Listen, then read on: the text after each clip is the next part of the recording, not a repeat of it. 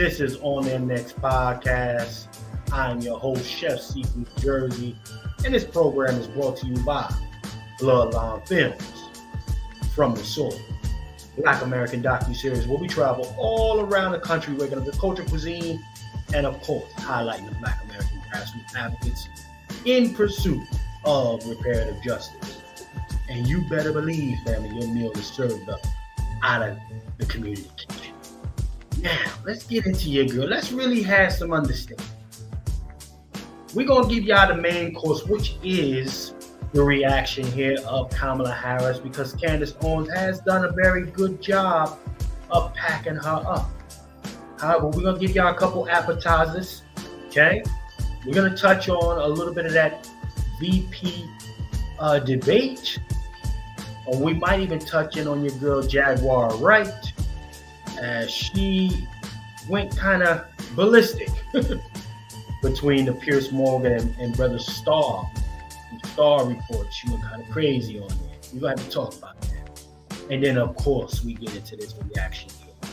So, I want y'all to keep it locked with me, ladies and gentlemen. We are tapped in with the Angry Black Man's Book Club for Path Talk number 41. Keep it locked with your boy. We're going to take a brief commercial break and we'll be right back. Salute to everybody that's checked in.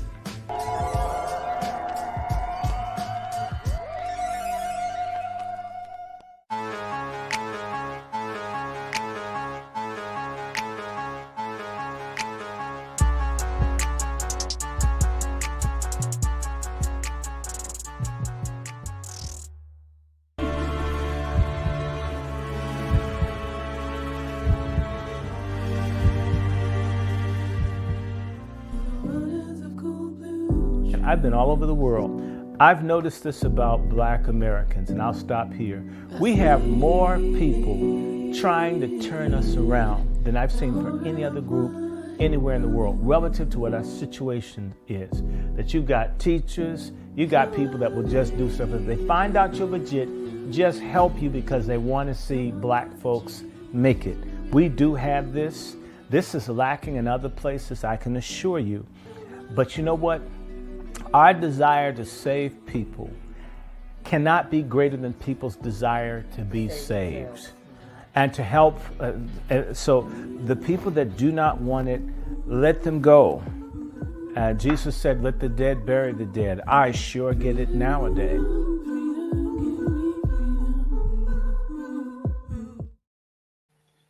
Yes, indeed, ladies and gentlemen. Yes, indeed.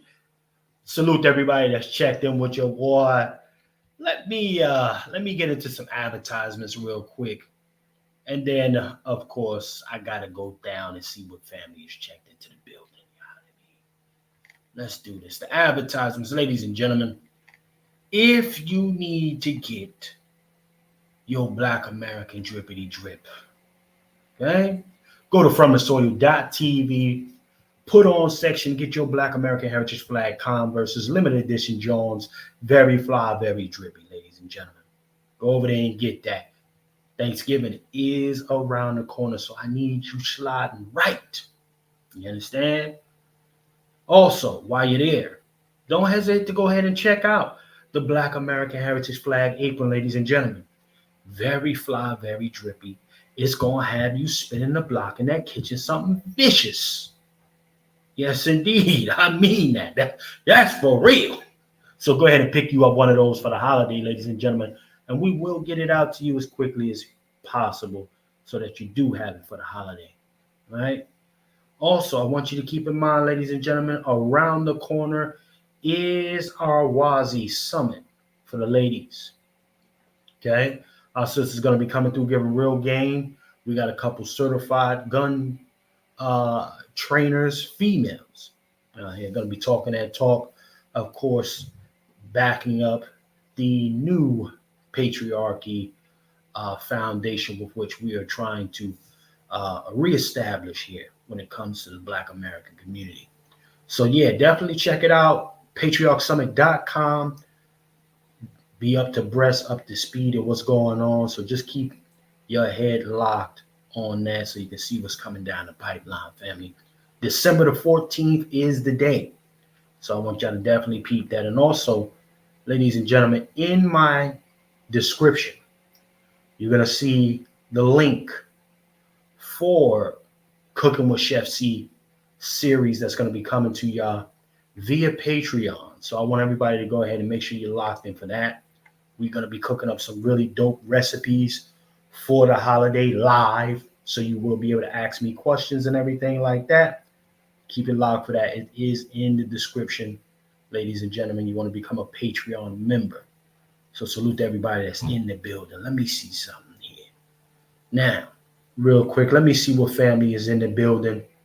Let me see who's in the building right quick, ladies and gentlemen. Bear with your boy. Okay, I see. Yes, indeed. I see the brother Negro in the cloud. Man, make sure you got your head on the swivel, brother Negro. Keep your head on the swivel in Biden's back.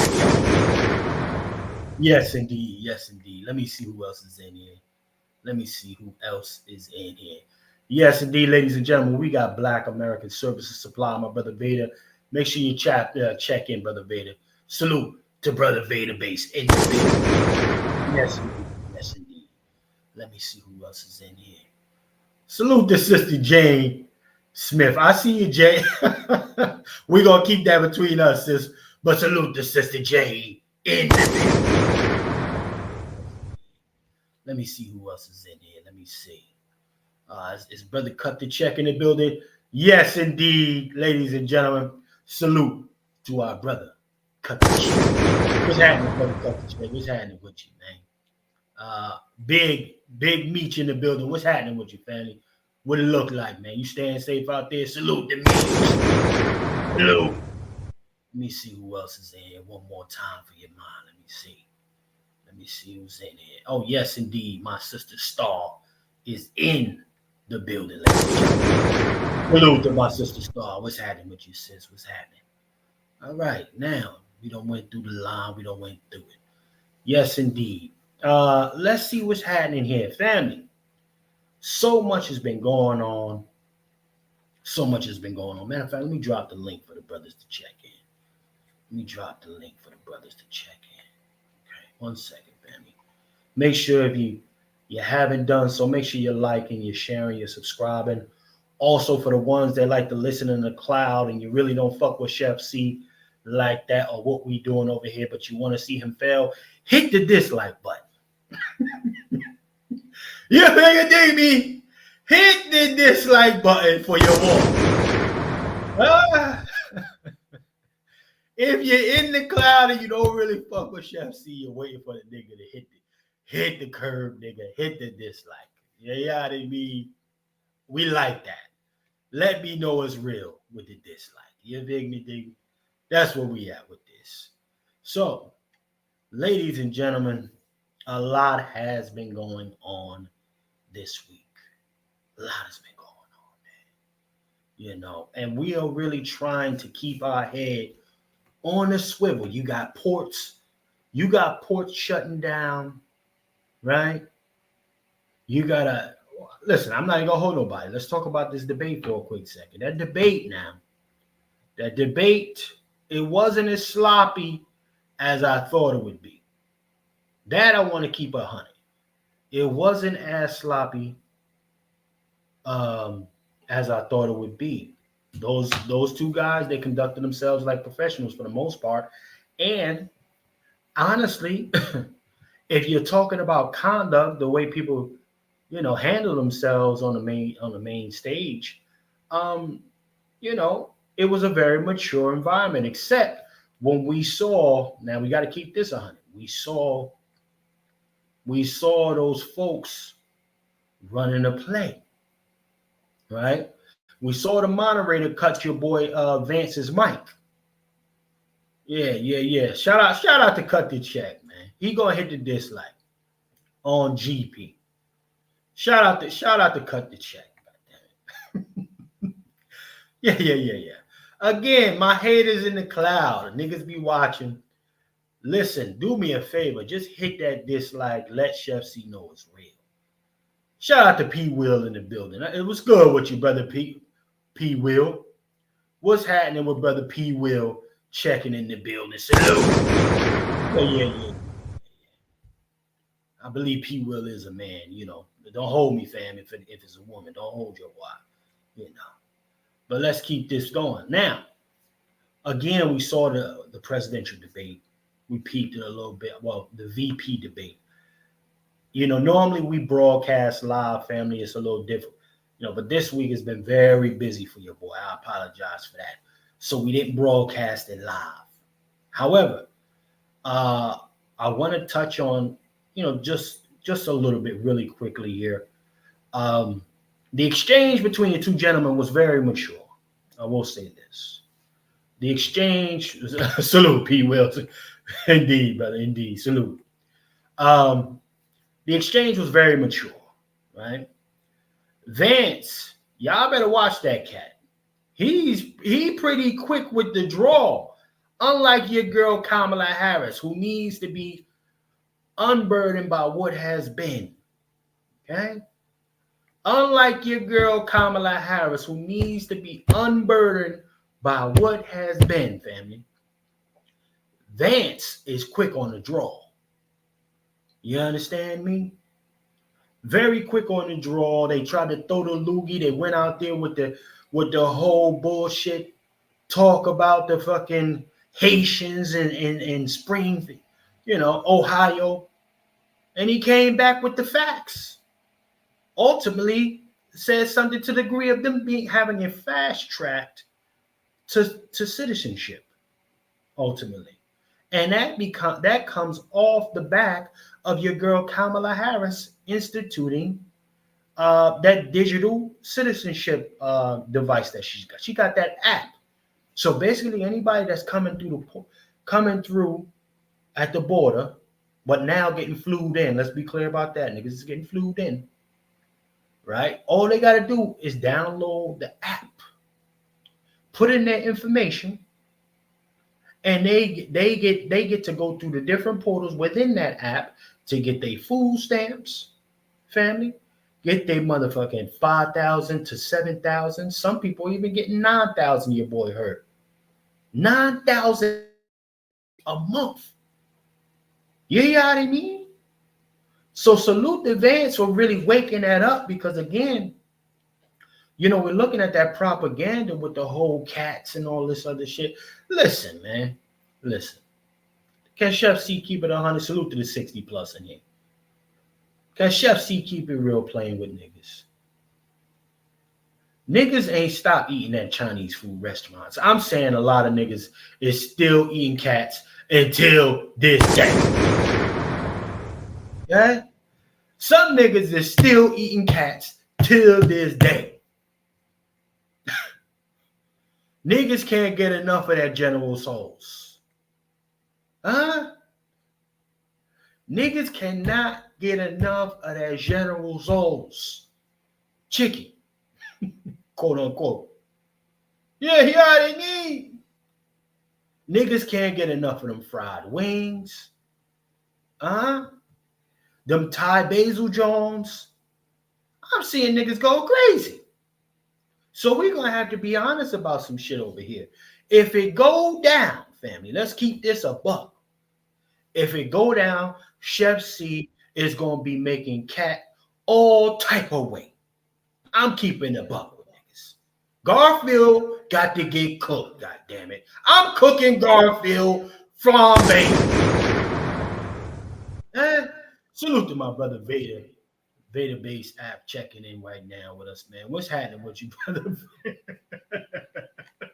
Brother Vader, what's happening with you, fam? Salute to you for checking in, man. Listen, what's good, bro? Listen, man. We here for the conversation. Just a little one, man. Just a little conversation, but I'm touching on some of the little bullshit that was discussed in that debate. And I'm gonna keep it, you know, like I said, I'm keeping it 100 with folks. Folks was crying about niggas saying the Haitians was eating ducks, eating geese, you know, cooking up some cats, maybe grilling up some dogs and shit. Now, I know one thing: niggas get more emotional about dogs. This is a fact, because them motherfuckers are so goddamn needy, right? They so damn needy. They're like a human being. But them cats, man, Niggas is still eating cats even after the bullshit went down. They're eating cats. I'm seeing cat crucifixes on my timeline. They done got to cat Jesus. Hey man, listen. But again, also the bullshit. Oh, they're killing ducks. They're eating ducks. What the fuck we talking about nowadays, man? Niggas been eating ducks. Just snatching them by the neck like it's the on, caveman man. days. Man, niggas been eating duck a la orange, you know. Niggas is doing it. Duck cassoulets, you know. Niggas is doing all the duck with pork sauce. Niggas is acting brand new like you don't eat no damn duck. Now I like, I love me some roast duck. I there's a Chinatown near me. Peking duck. Come on, niggas is getting real brand new out here with this bullshit, bro. I'm telling you right now, Chef C, nigga, I already been moving food. I'm really gonna move food if this shit gets shut down. I'm really gonna be moving something, nigga. What, nigga? And long as they don't bring me no infected cats, no infected duck, we in business. But again, I'm just bringing this up, man, and make it real simple, right? And salute to everybody that's checked in. Hold on real quick, ladies and gentlemen. There we go with the support right off the jump. Salute. Let me go to my boy Kev. Kev hitting the cash app right off the top, man. That's what I'm talking about. Kev coming in, setting the tone for the folks. Salute to our brother Kev for putting on. Down here, rock up. Much appreciation, Kev. Again, Kev, I'm going to need you to stop being this cloud warrior, my guy. Nobody even heard from you. You don't even be putting nothing in the chat. I'm going to need you to say something at least once, Kev. Say something, bro. But salute to you, man, for hitting that cash app. Anybody would like to support the program, today's program, definitely feel free to do so. $ FTS49 or hit that Venmo at From the Soil. 70 plus in the building already. We ain't even at the hour mark. Salute to y'all. Share this thing out. We're going to have a conversation today, family. We're going to have a conversation today. Jaguar Wright. My brother Vader, your screen is froze. Are you there, sir? Let me see something. Bear with me, y'all. Let me see what's happening with my brother Vader. Okay. Yeah, brother Vader must have dropped out. Anyhow, ladies and gentlemen, we'll get back to the debate once the brothers come in. Jaguar Wright crashed out. Yeah. Jaguar Wright, she crashed out of touch. Hey, how many of y'all knew Jaguar Wright was a dominatrix? I didn't know that shit. How many of y'all knew Jaguar Wright was a dominatrix? Somebody got to help your boy out. I didn't know that shit at all, family. I didn't know that at all. Let me pull up this shit. She went on a Pierce Morgan show, right? Talking about some of the wild shit that she saw. She still got the receipts for the nasty freak offs and nasty Jones. You know, we're gonna pull this up. Salute the Art of Dialogue for helping us bring this thing home. Okay. Salute the Art of Dialogue. He does a lot of clip ups, but he does some pretty good some pretty good interviews as well. So salute to that young man. Now let's bring it up, family. Let's bring it up. She's on Pierce Morgan. Salute to my brother Next Level checking in the building. Salute. Yes, indeed. Good to see you, brother Next Level. Good to see you, man. Let's play this clip, y'all. All right. Shout out to your girl. Let's play the clip though, family. Shout out to her. He's got everybody on tape. They all know it. It's a mess. For those who were never at these freak-off parties, what were they like? See, this is the thing. Everything that I'm about to say to you is not my firsthand knowledge. It is my firsthand witness account experience. I was a sex worker. I was a dominatrix before I got my record deal. That's how I know how the dark world and the sex world and the entertainment world run hand in hand. That's why the movie Blink Twice is so important. Salute to Zoe Kravitz. The sex workers that I have worked with throughout the years and continue to work with even to this day. Let's pause right there, family. In the chat, somebody help your boy out. I mean, sometimes my understanding is a little slow. It's a little delayed, family. Did Jaguar Wright just admit that she's still a dominatrix to this day? Now,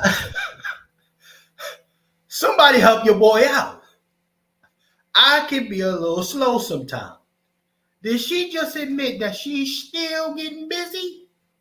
I thought she got a man and all of that. What's happening here?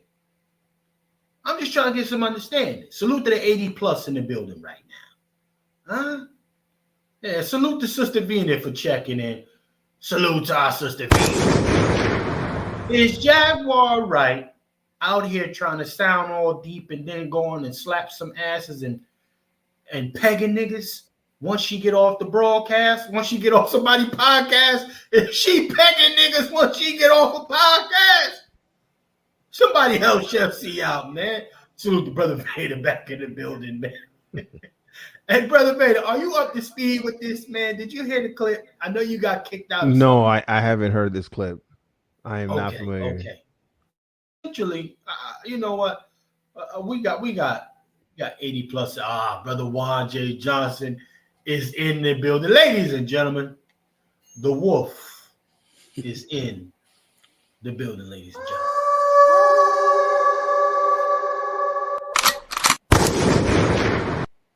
Yes, indeed. Brother Juan J. Johnson, sir. How are you this evening, sir? And I am doing good. A little tired. Yes, indeed. Training, but I'm good. I'm looking forward to a conversation. May not be as sharp as I was, but I'll be able to hold things down. Absolutely, sir. Salute to our brother Juan J. Johnson checking in. Ladies and gentlemen, 90 plus in the building. Oh, man, I see my brother Nico in the building. Salute to brother Nico in the building. How they try to play you, Nico. One more time for you. Salute to our brother Nico checking in, man. Salute. Yeah, Brother Juan, I touched on the debate just briefly, sir. Briefly. And, I've circled the block right now, though. I'm just going over Jaguar Wright. She was on the Piers Morgan, and she's really got her eyes set on unpacking all of these deviant celebrities, the open booty closet boys, a lot of closet activity. And you know what? I hope that most of the stuff she is saying is true. All right. If not all, to keep it a buck. If not all. So let me spin this back one more time, bring you up to speed real quick, bring you up to speed one more time. And, again, she's alluding to the tapes that she has because she was at one point a sex worker. Okay. And she said she still works with some of the females in the industry to this day. All right. Deontay Wilder. But let's play the track. Tricks before I got my record deal. That's how I know how the dark world and the sex world and the entertainment world run hand in hand. That's why the movie Blink Twice is so important. Salute to Zoe Kravitz. The sex workers that I have worked with throughout the years and continue to work with even to this day have worn hidden cameras. I have my own tapes. I've seen what they do. The ritualistic behaviors, the drugging, putting girls in the suitcases, dumping them in alleyways. It's horrifying. Real quick, ladies and gentlemen, let me say this. Salute to my brother Nico for supporting the program, hitting the cash app. Salute. Yes.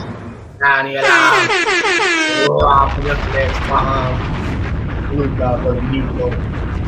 Salute to you, brother Nico, for always showing support, man. We appreciate you on this side. We absolutely appreciate you. Salute to the 100+ in the building already. Salute to the 100+ in here. Yeah, so now, Brother Juan, we are looking at a situation here, sir, where, apparently she's got some secret tapes. I'm just trying to figure out, because Piers Morgan, y'all, and help me in the chat, family. Piers Morgan's platform is pretty big. Okay. Why didn't she take this opportunity to play these tapes on here? Is it a strategic move to delay or put it out right now? I'm really trying to get some understanding of this. But again, just to bring you up to speed real quick, Brother Juan, Jaguar Wright has been on these niggas' necks just the way we like it on this side. You just step in their necks. And she all over it. She been on it for the last few years.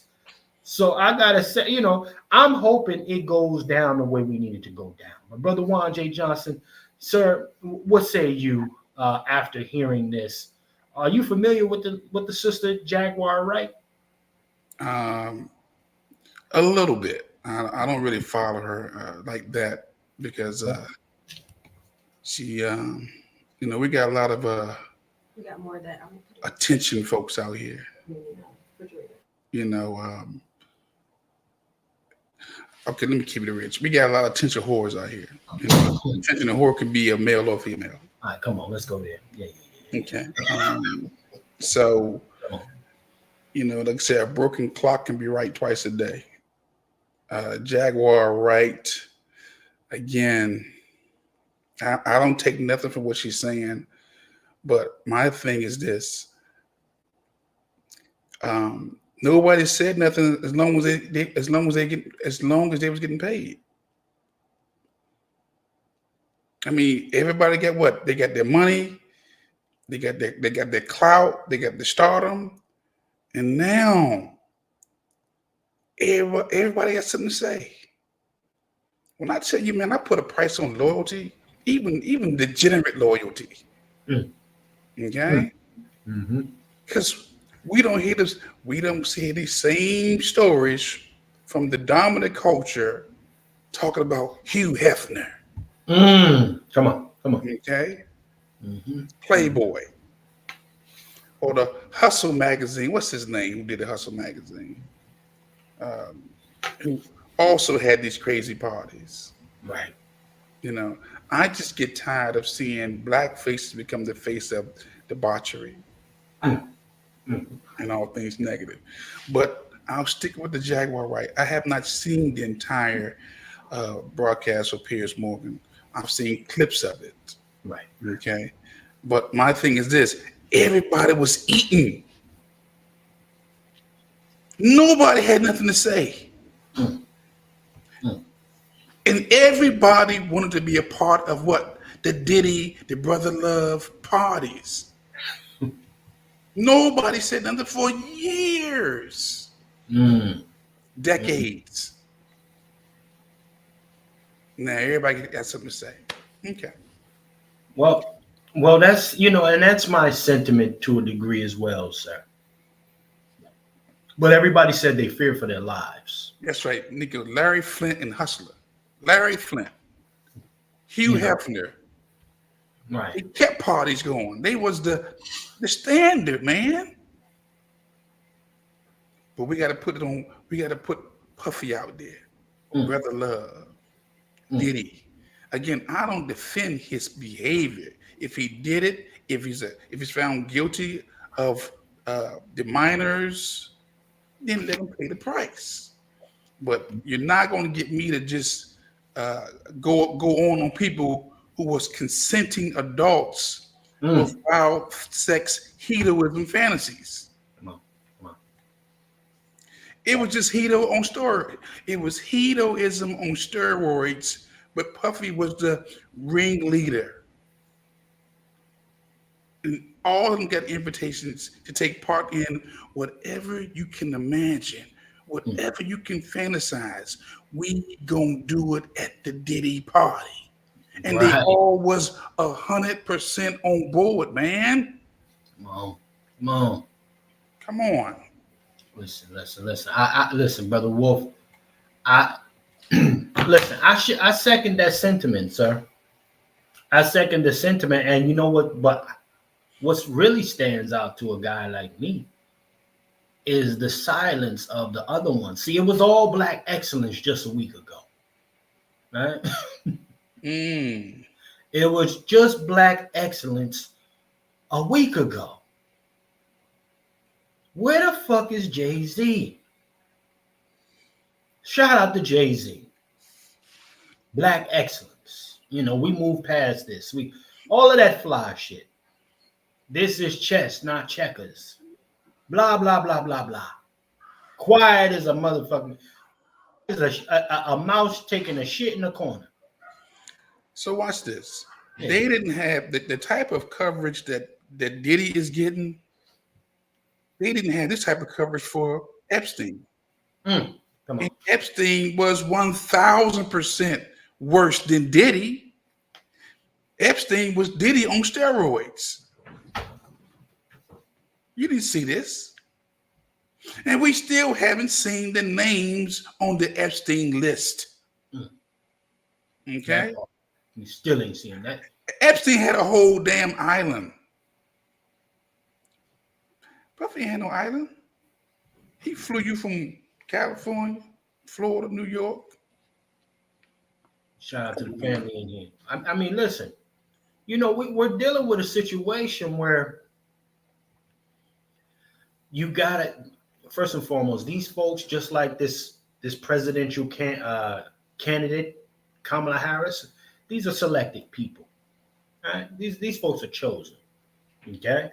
So now, in order for the cookie to crumble, somebody got to take, or some people got to take a few licks. I am looking, and ultimately this veil, this secrecy veil, I'm here to tell you straight like this, man. A lot of these little secret parties ain't so secret. This shit is just, it really happens, y'all. Mm-hmm. It really does happen. All of the extra wild shit. Salute to the 110 plus in here already. All the extra fly stuff that goes on in these events, quote unquote fly. I'm here to tell you it does. I cook for these things. Pause. Okay? And I get the fuck out of there. I get the hell out of there as soon as the shit start looking a little weird. Okay? I'm just here to tell the family. But we're gonna play some more. Hold on, before you play that. Yeah, and the folks who were there, they were what? All in, right? All in. This is consenting. Consenting adults, people. Until I see the trial and start hearing the testimony from the witnesses, the accusers, then guess what? All these folks are consenting adults who right now trying to get a bag. Come on. Yeah. I mean, listen. So again, salute to the 110 plus in here.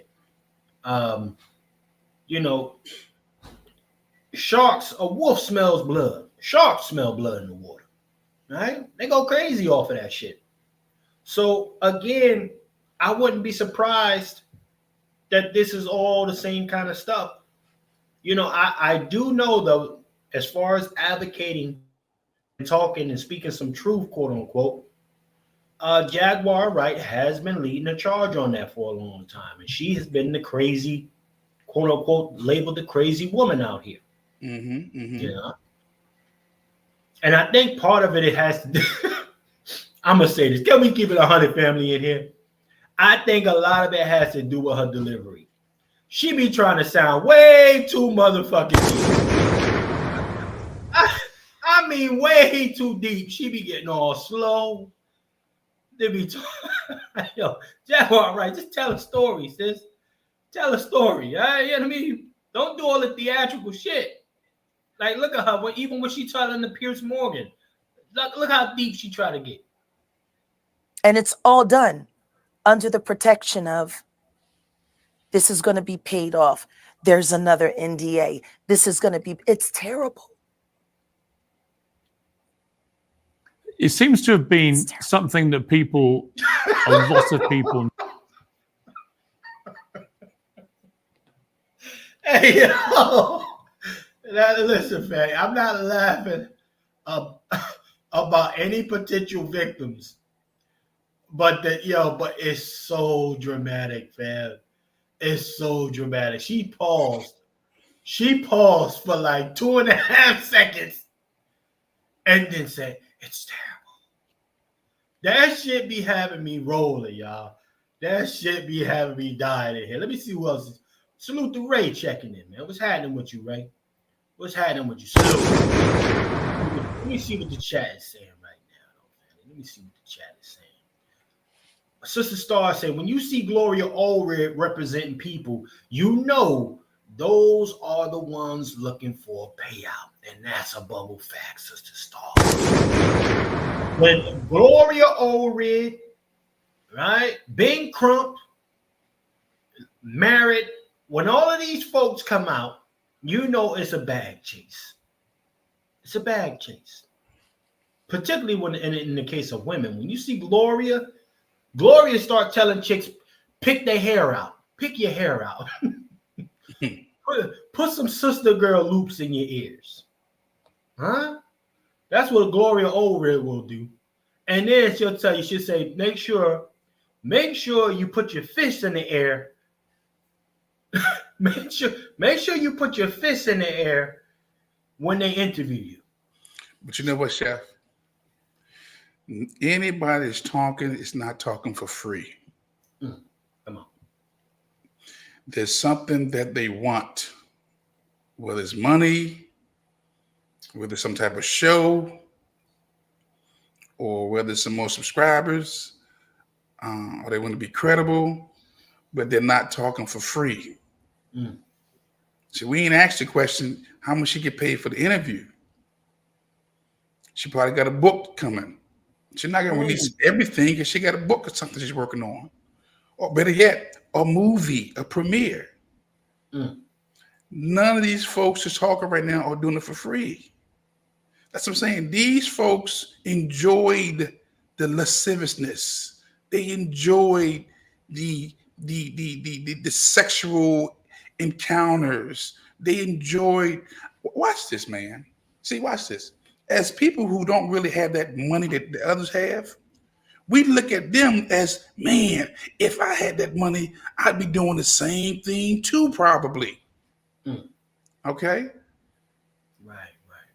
We aspire to be like these actors and entertainers and these athletes because they have a little clout and some money. But what keep us from them parties is we ain't got that money. Okay?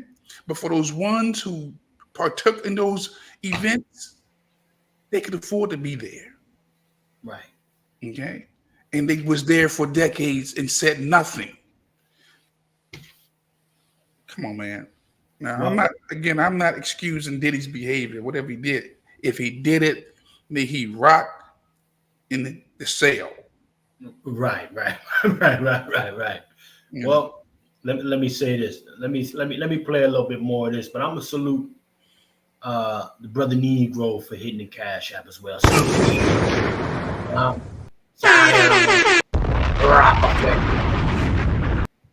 Appreciate the contribution, brother Negro. Be safe out there in Biden's backyard, man. Keep your head on a swivel, man. You might have a bootleg pull you over and join in on lynching on you, man. Just keep your head on the swivel. Keep your head up, man. We over here. You heard? Salute to my brother Black Laren for checking in, man. Salute to our brother Black Laren, the young boy. So let's play a little bit more of this Jaguar Wright situation, y'all. Because listen, the cookie's crumbling out this motherfucker. Remember, vote or die. That's Kamala too. That's Democrat. You know, that's her boy. Yeah. So, but let's go ahead and play this. Knew about, but people were simply too scared to talk about. Everyone knows. And every person that's sitting there trying to act surprised knows very well. The whole point of this, like Cat Williams said when he sat with Shay Shay earlier this year, the whole point of this is for them in a coordinated effort to pretend like none of it is real for the public's perception. But everyone knows what's going on, and it's been going on before Diddy. See, people keep looking at him like he's the Sputnik that came out of nowhere. This is someone who was designed to be what he is. We got to stop making Diddies. Now that, and if we're going to do that, then we got to go back. We got to go back to even further the mentors of these. I'm gonna stop right there. Now that, let's go. Let's unpack this apart a bit, y'all. Can we unpack this with Touch family that's in here? 120 plus of y'all. We gotta stop making Diddies. Why? Okay, go there, brother. Go there, sir. Yeah. Diddy is a product of his own environment. We didn't make Diddy. I'm not, when she said we got to stop making Diddy, freedom of speech and the First Amendment is about choice. When a person decided to cross the blue line, that was a choice. When you decide to rob a bank, that's a choice. When you decide to go to the store and get your fruit and vegetables, you pick either the smooth one or the blemished one. That's a choice. You made a decision. We're not making Diddy. We didn't make Diddy. Diddy made some decisions, and now he's suffering the consequences of his decisions. Right.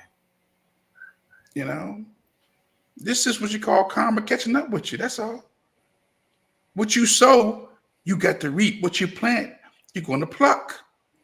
What you put out there in the universe, you're going to get it back. Let's keep it 100.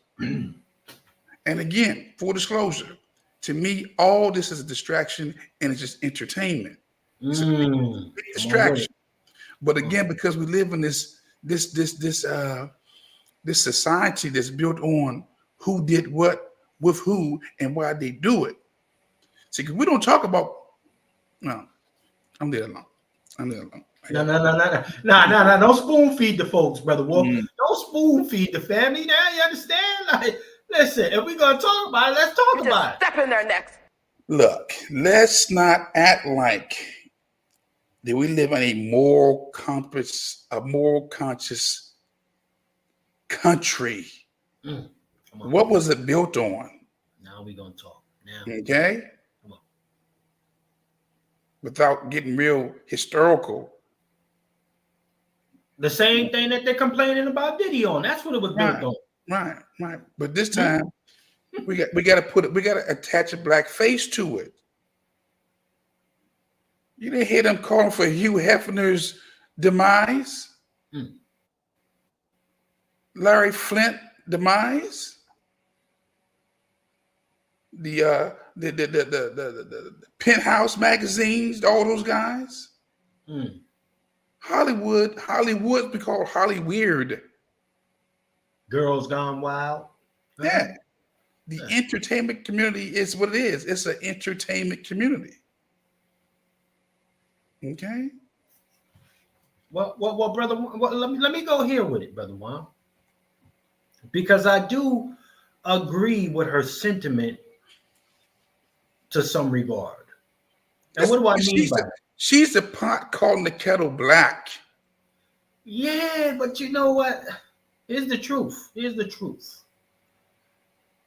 We always talk about it, but damn, where Brother Q at?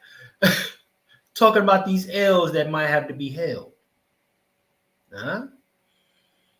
Yeah, when she said we made a Diddy, we made Diddy. No, I don't think we made Diddy. Hold on. Listen. Doing that Diddy dance, the Sean John Unforgivable. Listen. Listen. If you didn't make Diddy, I made Diddy, unfortunately. I made Diddy by buying his products. I made Diddy by dancing to that music. See, because even here, here's the truth that some cats ain't gonna want to talk about. They've been telling us the degenerate shit that they was on. They had one of the very first trans when he was dealing with Biggie in the music video. Biggie also was talking about how he was plugging kids in one of his lyrics. Diddy was right next to that. Diddy helped produce it. Okay. Okay. And we listened to it. We riding. Listen, I'll say me and other people like me riding up and down the streets, listen to Bad Boy, come out and play. What kind of perv shit? Now that I hear it now, that's some pervy shit. Okay. Some spooky perv hiding in the tree type of shit. Huh? Okay. So when we talk about, you know, a person like this, first and foremost, they gotta have the resources. As a child, even into my young adulthood, I helped finance the debauchery. Yes. Some of them baby oils was purchased by a lot of us. We have, listen, when Chef C say, hey, you want to contribute to the platform, if I was on some fuck shit behind the scene, y'all help pay. Yeah. So when it's looked at in that way, yeah, we do gotta stop making Diddy's. But let's be clear, Diddy wasn't the first. See, if we go back and we start digging a touch, guess what, y'all? Some of your great ones was on some wild shit. I'm not, you know what? I'm not even gonna say the names. I'm not gonna do that, Brother Juan. But when the sister says to me, we gotta stop making Diddy's. When we see them, we gotta stop financing them. And because they put out some fly shit, yeah, shout out to Sister Jane. Shiny suit. I had 2 of them. Sean joined up. All right, so let me push back. Oh, come on. Again, I look at things in 2 perspectives. Diddy was a part of the culture. I've never heard Diddy say he was a believer. See, I'm speaking on the culture. And in the culture, there are no rules. That's why people become believers, whether they become a Christian, a Muslim, or a Jew, because you want to adhere to a different set of rules. In the culture, ain't no rules. You can see that with the Democratic Party. One big rainbow. The alphabets.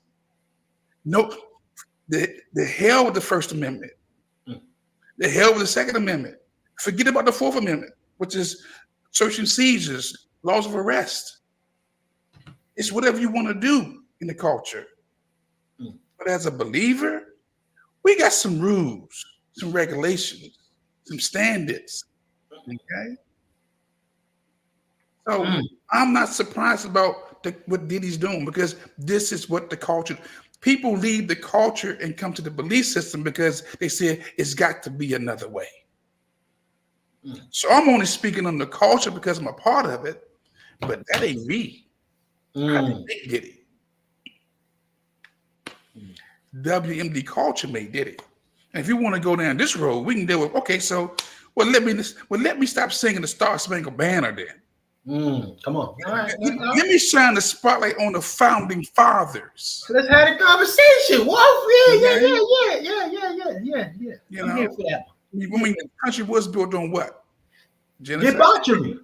Let's be honest about it. Yeah. Your founding fathers with slave teeth inside their mouths. Who had some freak offs?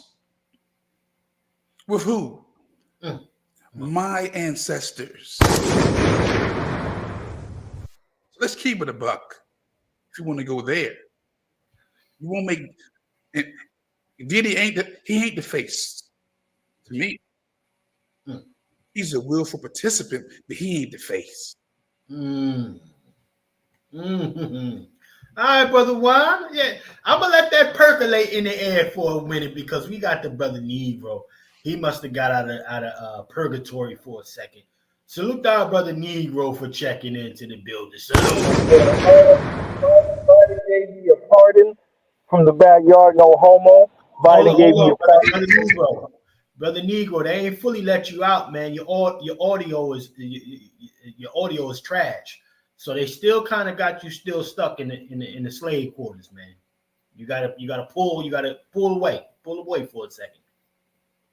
All right, how's that now? How's that now? There you go. You're a free man. Yeah, man, they had me in purgatory for a minute. Sorry about that, family.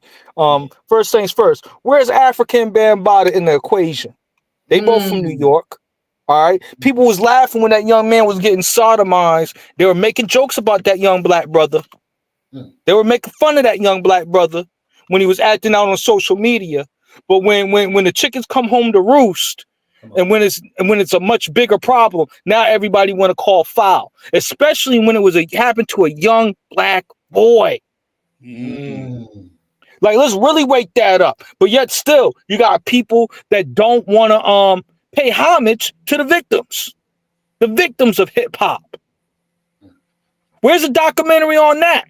The victims of hip hop, the drug dealing, the sexual assaults, the murders, the victims of hip hop. So that's what I and rap. Actually, I don't want to throw that jacket on hip hop. It's rap. It's rap. All right. Because they're not the definition of what Professor Griff was talking about. They're not the definition of what our ancestors talk about when we talk about hip hop and the abbreviations and all that other stuff, that fly talk. But the point that I wanted to get off my chest about it is that they're nailing Diddy to the wall, but they ain't nailed African Bambaataa to the wall. He's still out on those New York streets, operating like nothing happened. So it's just more and more, they're picking and choosing who they want to see behind bars instead of saying zero tolerance across the board. Doesn't matter if you wear pants or a dress, you're black, you're white. If you're doing some degenerate stuff that's dangerous, yeah, you might need some time behind that wall. You might need a break. You know what, Brother Negro? I'm not gonna hate on what you said, Negro. That makes because again, you hear about these pillars of hip hop, right? These founding fathers of hip hop.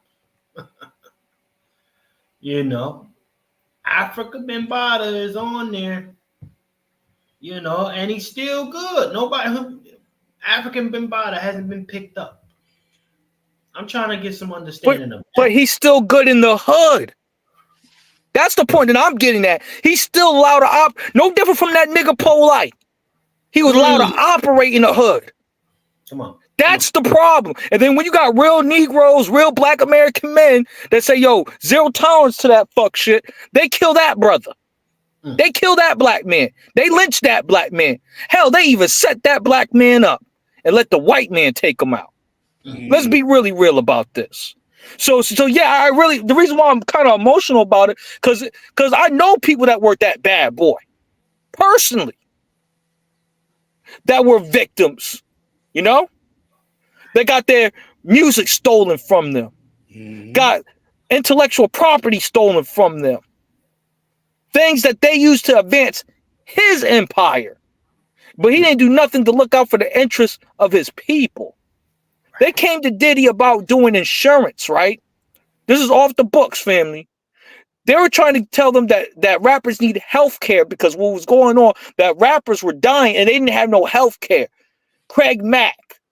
I could run through a list of several different bad boy artists that died and that died that needed people to pay for their medical bills. So this stuff hits me right in the artery, family. A lot more than you will ever know. Because I actually know people that worked up in that establishment that were victims in that predicament. So yeah, if they lock his ass up, so be it. So be it. He should have been on his politics instead of fucking vote or die. He should have been on his politic game. He should have had that legal team that he's talking about instead of behind the wall.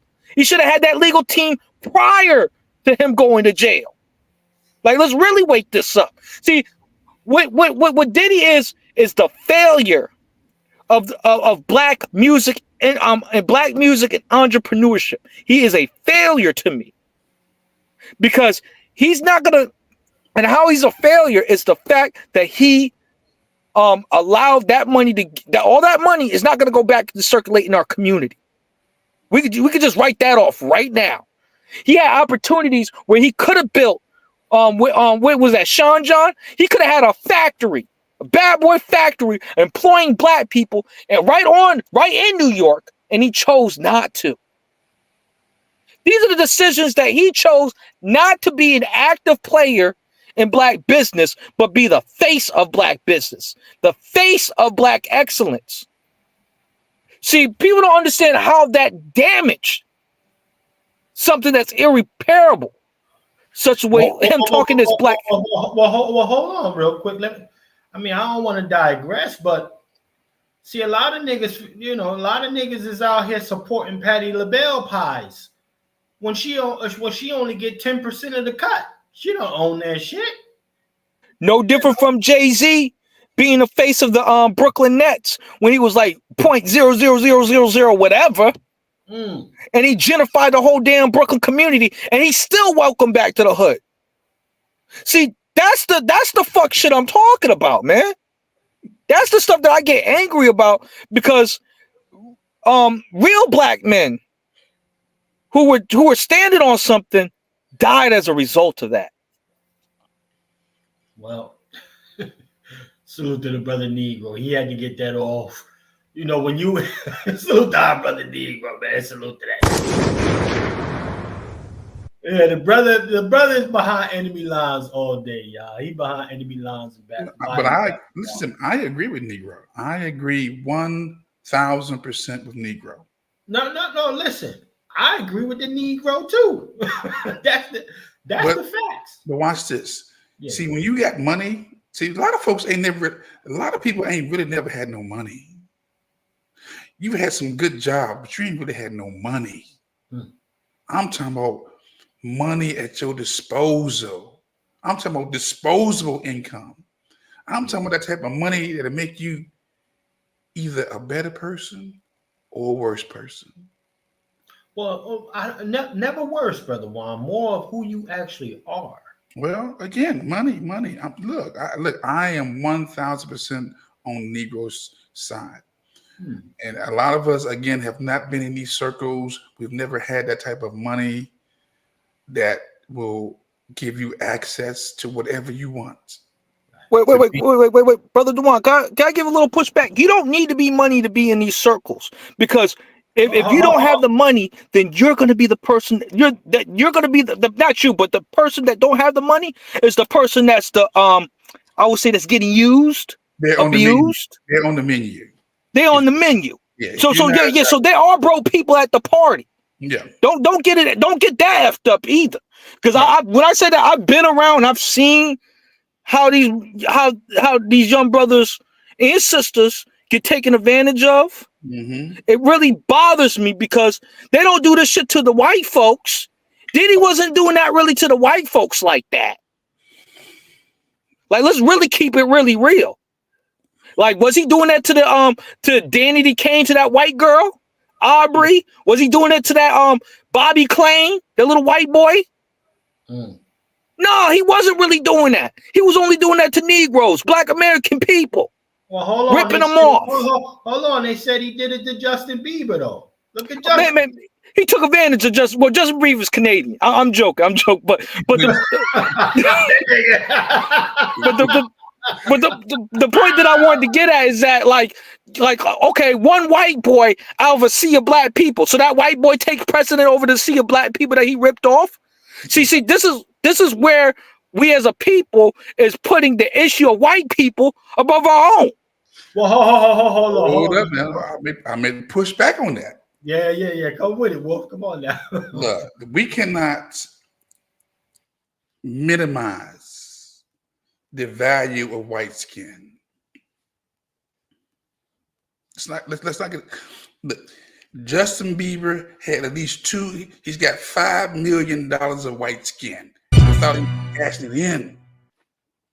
You know, the average black person, you may have $25,000 of black skin. Okay? Come on. 25,000 minimum. So yes, they're going to esteem Justin Bieber over us because, again, we're still in the system of WMD culture, which is white male dominant culture. WMD, I'm saying white male dominant culture. We're still the children of chattel slavery. And just because you have the child of a slave master in your presence, don't forget they're still in this system more valuable than you. No, I get what you're saying. I'm saying that the way that we put inference in the black subconscious mind, like when I'm on these Twitter streets and casual conversations, I don't hear the black victims from black people. I hear Justin Bieber, and I got a damn problem with that. How can you say that you care about black love, black people, and all the above, but you're bringing up the white man and his issues?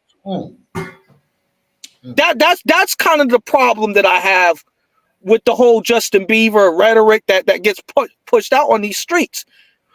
But they're not talking about the black victims. We should be as a community talking about the black victims. Well, let white people do their own work. We need to stop muling for white folks on all levels. No, I ain't even talking about political. I'm talking about just us carrying the load of their issues and their problems that have nothing to deal with us on that level. That white boy came into our hip hop circle. See, we got to keep that in mind. That white boy came into our hip hop circle. Hold on, nigga. Hold on. Shout out to our brother D, bro. Man, they be having that brother down. He be ready for it. Salute to our brother D, bro, for checking in. Listen, D. Salute to that, dude. Listen, all I'm bringing up is the mere fact that Diddy got a couple troglodyte bodies under his belt. And Justin Bieber ain't the only one. Okay? Justin Bieber was one. He had another dude that was bringing him to John, and he got put. And next thing you know, he disappeared. He supposedly got locked up and disappeared all of a sudden. See, we can't forget that. I'm just saying, yes, the majority of his degeneracy was directed. I will agree with that. Was directed at our folk. That's a fact. Okay. But again, I guess ultimately these open bussy opportunity type of dudes, they're gonna get it wherever they're gonna get it. A gentleman came out and said, listen, if you the new booty, pause, at a Diddy party, he taking that. I'm just saying.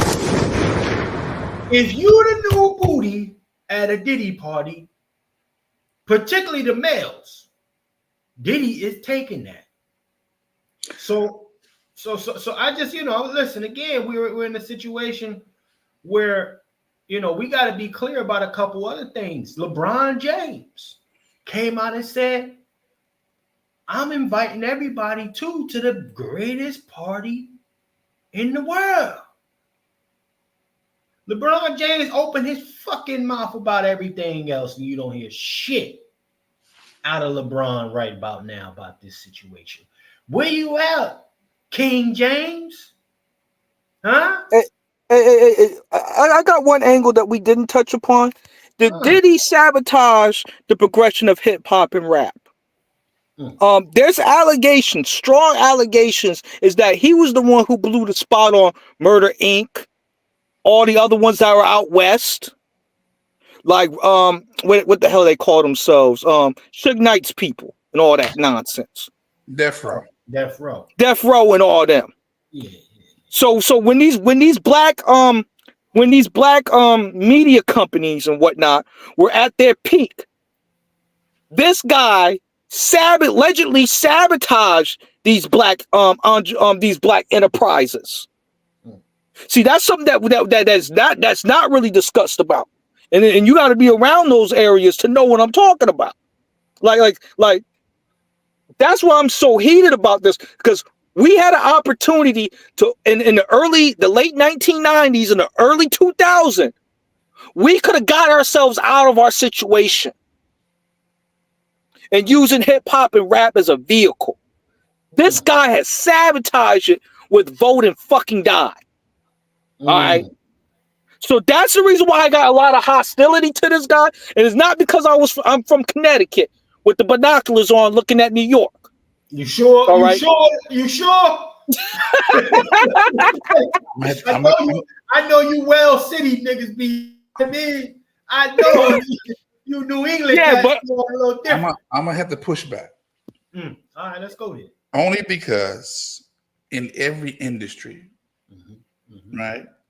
Whether it's gonna be music, entertainment, industrial, manufacturing, you have competition. In the car industry, Ford don't like Toyota. Come on. Chrysler don't like Lexus. Hyundai ain't rocking with Jettas. So yeah, we're competing. That same principle goes with the music industry. Murder Inc. ain't down with Bad Boys. Come on. Bad Boys ain't down with Death Row. We competing. We want to be number one. But they don't compete against the white ones though.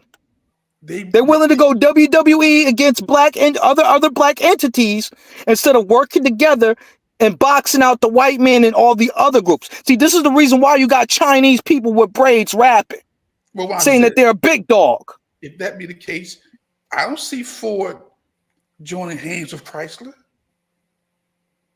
No, I don't see Ford joining hands with GMC. They competing, and they white brands. Think about it. Well, let me say this real quick, gentlemen. Wait. Do they? But I have a question then. Hold on, Negro. Hold on. Let me say this as we continue this conversation. We got 130 plus in the building. Hit the like button. If you aren't subscribed already, make sure you subscribe. Also, if you're here on a cloud watching, you don't really fuck with us like that when you're waiting for us to fail, hit the dislike button. Yes. Let us know it's real. Let us know it's real. Hit the dislike. Let me see some we should have about, if we got 100 people in here, we should have at least 50 dislikes. at least 50 dislikes. And make sure you comment. Make sure you comment saying I dislike. Yeah, I'm not hating black person. Hold on. That don't get in the algorithm. I dislike. You gotta say, maybe put a curse down. Hit the dislike. Yeah, in the comment section, put I don't fuck with them. I can't stand these niggas. Something. Do that. And I'm gonna make sure I go ahead and press the tab when YouTube says, are you going to allow this comment? I'll say yes. Okay? But do us that favor. Hit the dislike. But we know that they ain't got the heart to go up on. I know they ain't got the heart to click the link and voice their concerns though either. Let me see. We got 13 likes. Come on, family. I maybe my dislikes is a little higher. I'm gonna try to see if I can check that algorithm. But if you like us, hit the like. Hit the dislike. Hit the dislike. It costs you nothing to hit the dislike. Please hit the dislike. I'm begging you. Dislikes are free. Dislikes are free, Fanny. We try to get the dislikes up. Cut your check. I'm hitting the dislike again. Yeah, man. I'm gonna hit the dislike on my channel. Yeah, I'm gonna go on one of my other accounts and hit the dislike too. Let me do this. Let's get the dislikes up. Yes. Since you ain't gonna like the program, hit the dislike. You feel me? Salute to everybody that's keeping it real with us. You letting us know what kind of relationship we got, and we appreciate that. Now, let me go back to the family here. And also, for those that really fuck with us, hit the Cash App. Hit that Cash App. Contribute to the program. You know, we're growing. We're doing phenomenal things. And we've seen some really good growth, actually. Let me say this before we continue the conversation. I got to say salute to y'all. We've seen some really good growth on these platforms, y'all. And I want to say thank you to all of y'all who've come and fuck with the smaller platform for now. Let's be clear. We're not going to stay small. We are growing. We are growing. And it's because of folks like y'all that really fuck with us, whether you fuck with us or you dislike us, you're in here seeing that type of shit that we on. So I definitely want to say salute to everybody that's always coming through, and especially the ones that are helping us keep this kitchen open. So let's get back to the program. Now, Brother Juan, you started to say something, sir. I forgot my thought, but we can move on. I'm just Okay, saying that. Not a problem. Let me play some more Jaguar Wright. These people. Because Diddy was taught how to do what he does systematically, and Clive Davis has been his greatest teacher. I said that to Mark broadcast ago. I said that he didn't learn that. He was groomed, man. Come on. And he was a willing participant. Just like some of those folks who heard the rumors about, look here, how the entertainment business is different. Like Hollywood, you got to give up some flesh, a pound of flesh. Okay? So we're around it. Everybody know that. And even after Diddy, they're going to still hold that in place, those rules. Okay? No matter how much we want to clean it up, this is a part of the culture, man. Well, I tell you what, we missed a great opportunity. Well, we didn't miss some good opportunities. However, this is one thing we need to keep it 100 about. Can we keep this 100, family? 130 plus, actually 140 in here plus.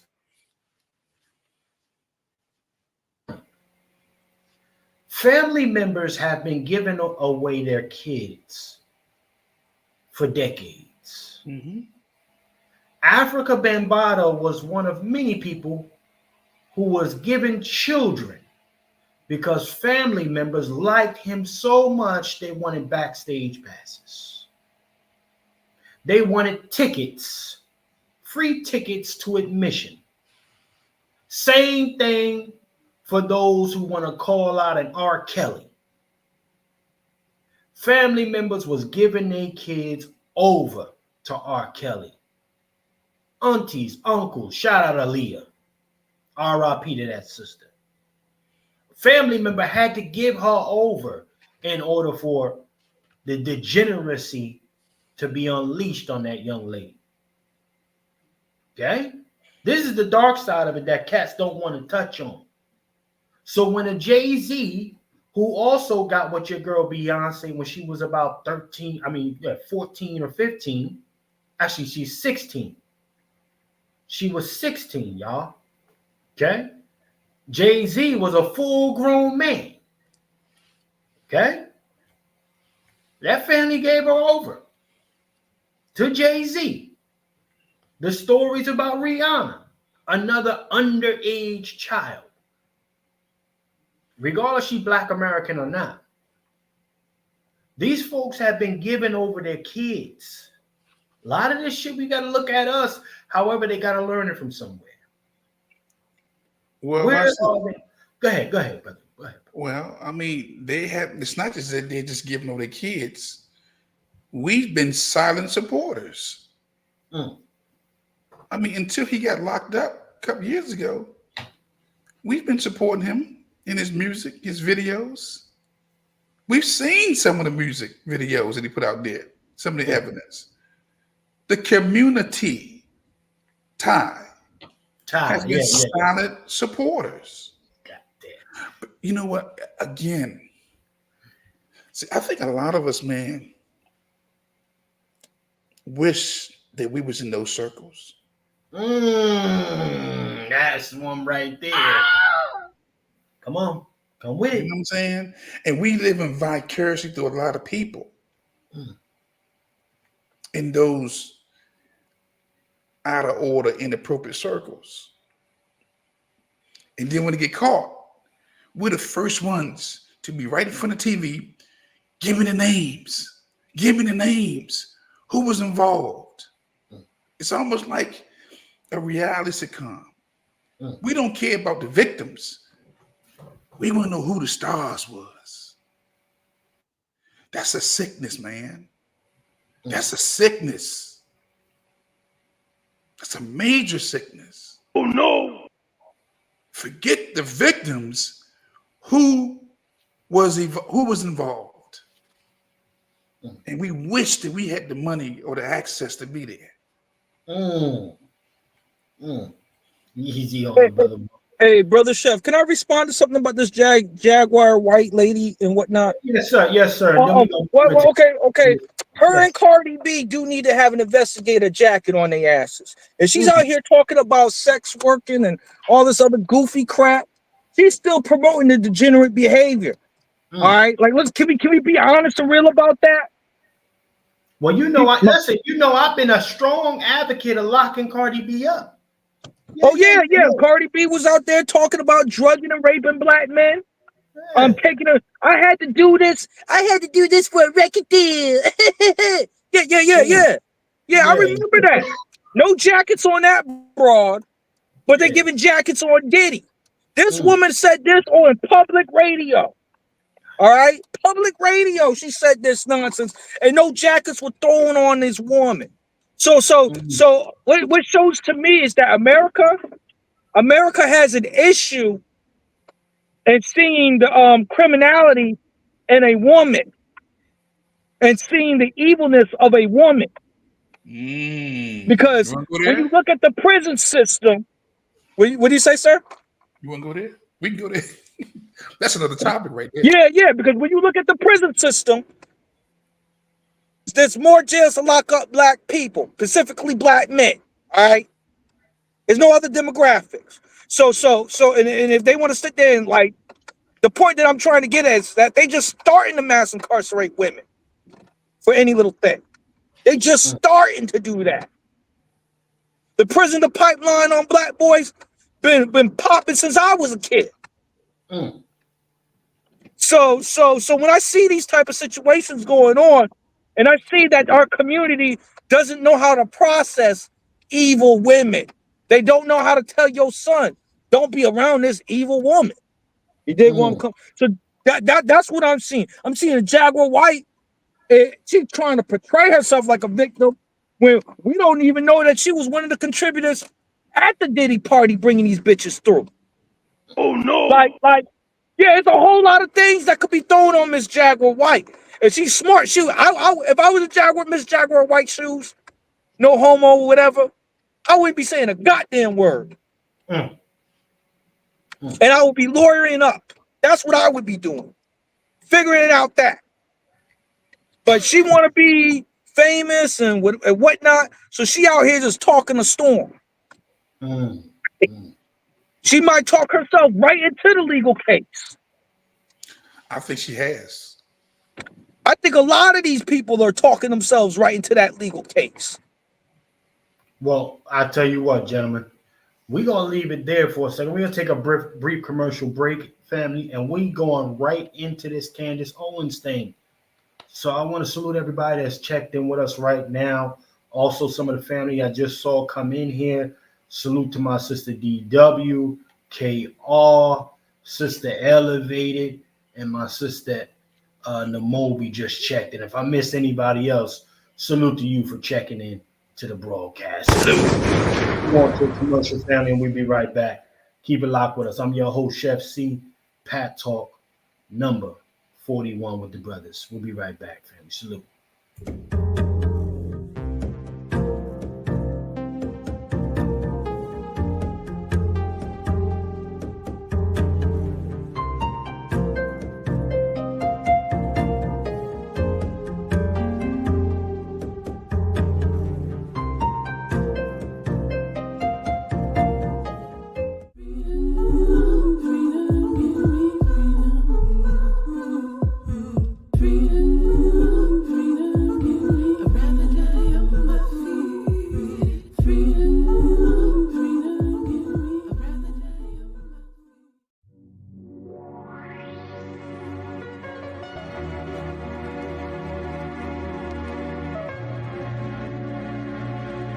One love, y'all. God bless y'all. Black Americans all over the country, baby. They say don't wait When that shit get crazy, leave, give up that date. But if I had to cease my love, 1,000 seas I drown to stay. Cause when it gets hard, it's never even close to what I've suffered. Till you came into my life and brought some peace, removed the clutter, reconstructed trust. My heart you clutched, focused, and you aim. Pulled the trigger on a life with you that nobody could graze. I could see with you in darkness, making moves and power plays. In the shadows of the sunlight, ultraviolet, super rays. See, I can look at other people's creations, but I can also see the reflection of my people when I see these people.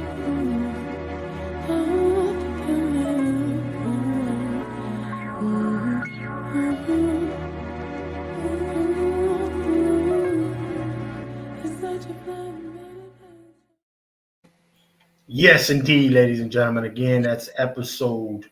If you're here for the first time, that is Bloodline Films episode, New London, Connecticut, ladies and gentlemen, from the soil, y'all.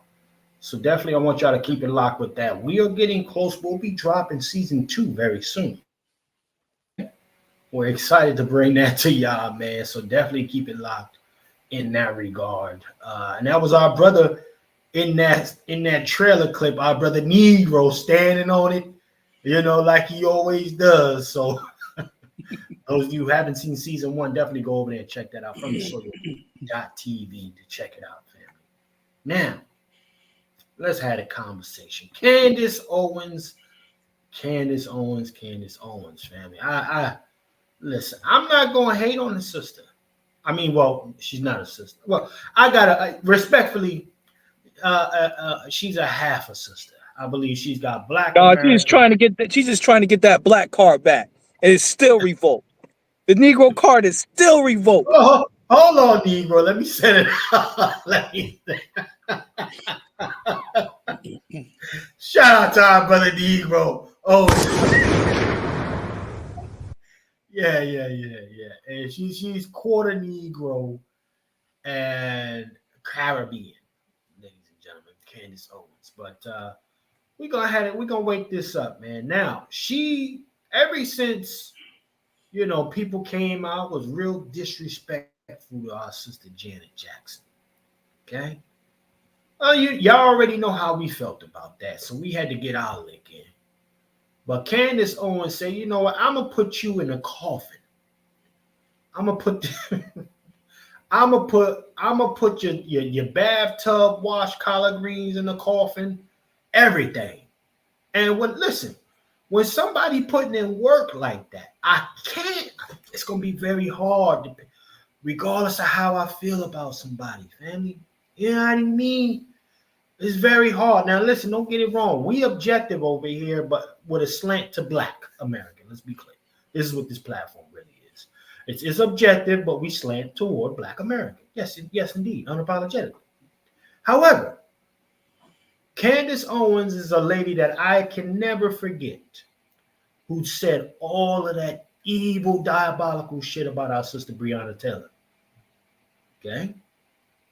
That she can never get a pass. She don't listen. You reneged once you did all of that. Ain't no such thing as an ally at this stage of the game. Okay. However, in this moment, she's doing some very good unpacking of Kamala Harris, who continues to parade and campaign on black. Right? Let's be very clear. She's not black, but she's campaigning on black, just like Barack Obama did. And you don't think that, wait, Brother Shep, you don't think that Candace is not campaigning on blackness too, just from a different perspective? Listen, listen, sir. I would say she is too. I think she's doing a little switch. Listen, I saw a picture of Candace Owens, and I'm gonna say this real quick. If I can find it. Brothers, if y'all got time, you can find it and drop it in the private chat. I'll bring it up. I saw a picture of Candace Owens at her baby shower, and there was another melanated person in sight. She had a whole bunch of white women around her. And now that they kind of threw her back into the wind, Candace Owens is trying to be blackity black now. I push back. Oh, here we go. Okay. I didn't get it. Yeah. Come on. Yeah. I don't think she's trying to be black. I think that truth don't have a color. Okay. Truth is not red. Truth ain't brown, ain't white. It ain't tan. Truth is just truth. Truth is the truth whether we would like it or not. Watch this. Truth is the truth whether Muhammad said it, or Jesus, or Confucius, or Buddha, or any of our most esteemed religious leaders. Truth is truth. Before they was even on the scene, there was truth. So I'm gonna get some context. If a person is speaking truth, I'm on board with that. We don't have to give them back the card or even invite them to the cookout. Got to appreciate the double agentness, the dual agent that she is, and the truth that she's dropping. I'm talking about truth bombs.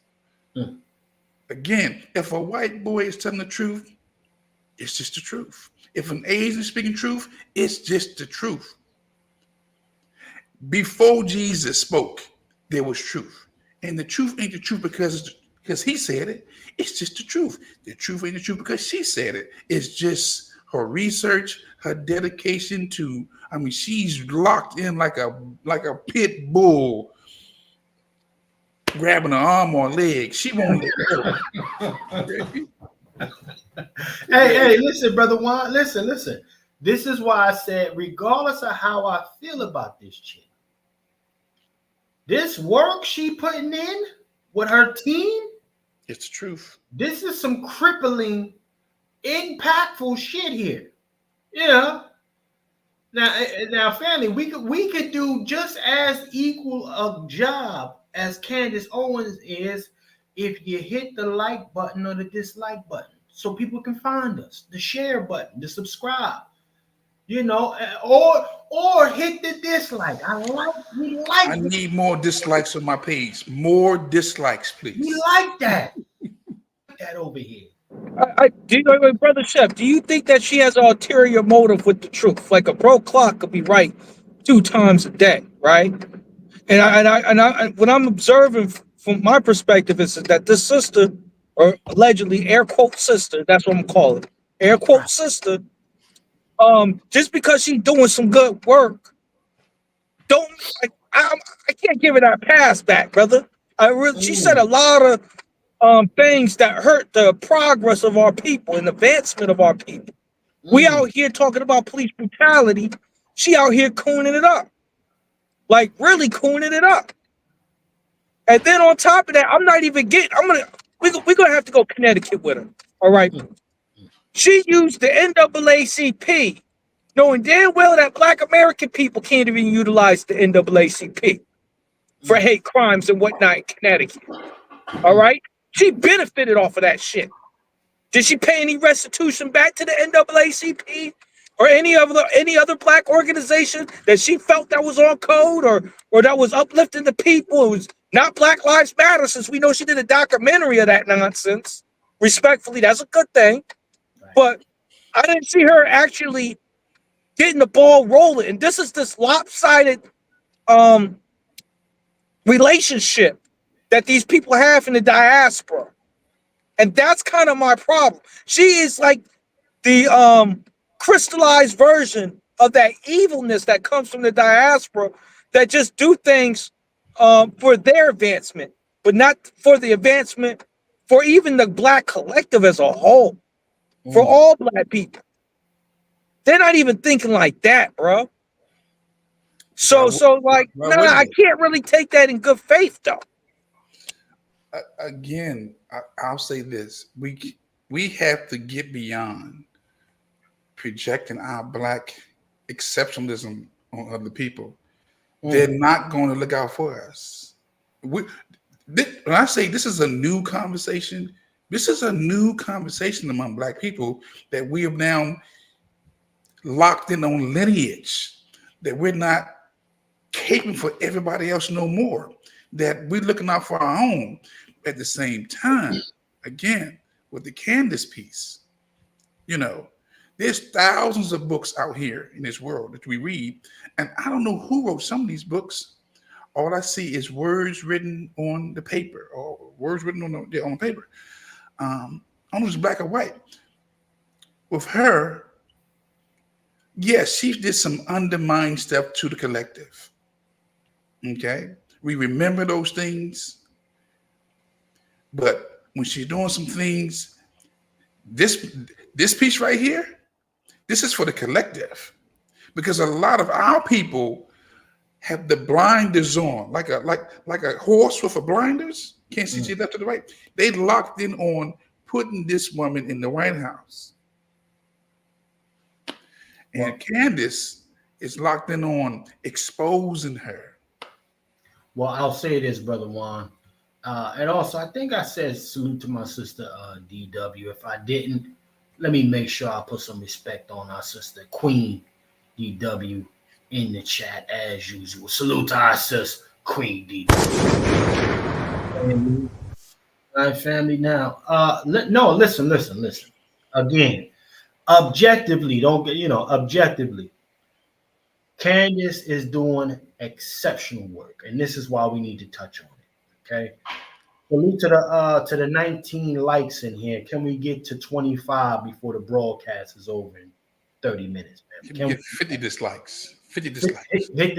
50 dislikes. I need the dislikes to be better than the likes today. Okay? That's our goal. Hey, brother Chef, I got a question for the panel and you guys. Do you think that she's trying to take the clout from a Black American short? Like, I would prefer somebody from the lineage taking out the trash on Kamala, not some wannabe. Well, the question is just that's just my take on the situation. But what Shorty is doing the work that she's doing? She has the resources. Here it is. Man, I am with you 100% on what you're saying. But a lot of us, we are spectators in the game called life. She's on the field. We're on the field. We're doing the research, the work. A lot of us don't want to do the work, man. So she's not taking no shine from one of us, because one of us could have already put the work in to do this. We got a lot of folks who don't agree with her, don't like her, but they ain't doing this body of work. That's all I'm saying. I gotta push back. I'm gonna say people in the new black media, they have already they've done kneecapped Kamala Harris. Hold on. Let's keep it right here, Brother Negro. Let's keep it here. Okay, my bad. There's other media sources that's out there in the collective that has already kneecapped Kamala Harris, all right, when she was running politically, because they outed the bag on her many a time. My question is, why is she's elevated over our people? See, this is like another situation like Farrakhan. I feel that we should not have somebody outside the lineage have that much sway in the black culture. Well, that's where I'm pointing to. So you try to get the program snatched? God damn you! I'll say this: I'm looking at this program on their necks, right? We got some of the most brilliant, brightest brothers and sisters that come in here, who's really spitting some real good game, but we don't have the clout. She has a household name. Maybe one day they'll come across this broadcast and I know they're watching this, because I've been seeing these talking points sometimes, but they won't give us the shine. But that's okay, because with these algorithms and these YouTube streets, it's out there like volumes of books, volumes of videos. Somebody's gonna come across these videos, and one day we're gonna go from the ghetto to the Gitmo, from the projects to the pyramids. But right now, she's doing the work. She has the name. She has the backing of a portion of WMD culture who's sponsoring this. Okay. She ain't out here by herself. She got a team. Okay. And they pushing this, man. So she's a double agent, man, right now. Gotta let it go. I just don't me personally, I just don't want white interference and white, I would say, detractors and agents on behalf of white people interfering into the most intimate, I would say, conversations in regards to our community. She should be speaking for Haitian people from a Haitian perspective. She should not be speaking from a Black American perspective or a person who came from chattel slavery. That's the card I'm taking. And I feel like it's disrespectful because show me the Black American. Me and Chef was talking about this earlier. Show me the Black American that got much clout in the parliament of Nigeria or in Haiti and all that other stuff. But yet still, in Black American culture, these other groups can come to our culture and be somebody and have and say something. And me personally, I'm just, even if they are right, I still want them silenced because I want it from my people first. Because it's dealing with us, not her. I understand the sentiment, but at the bigger scheme of things, we don't live in a bubble. And we're in the system of white male dominant culture. Watch this. If this was our what's that movie that came out with the Black Panther? If this was our culture exclusively and we were the dominant culture, that would have been stopped. That'd been stopped. But we are 40 to 45 million strong. Right. Black Americans. The dominant culture has a minimum, maybe 230 million white males or white folks who identify as white people. Mm-hmm. We're in the dominant culture. Our 40 million, if you just spread it on the whole from Maine to California, 40 million, it's not a lot of people. We're talking about this big, vast country. They 230, 240 million strong from Maine to California. I hear your sentiment, but we're playing by their rules. And then we're inventing rules along the way. Right. Well, and we're gonna leave it right there. Let's get into this thing, y'all. But before I do that, I gotta say, Tia, are you new to the program? Salute to you, sis, for hitting the Cash App. Salute to that.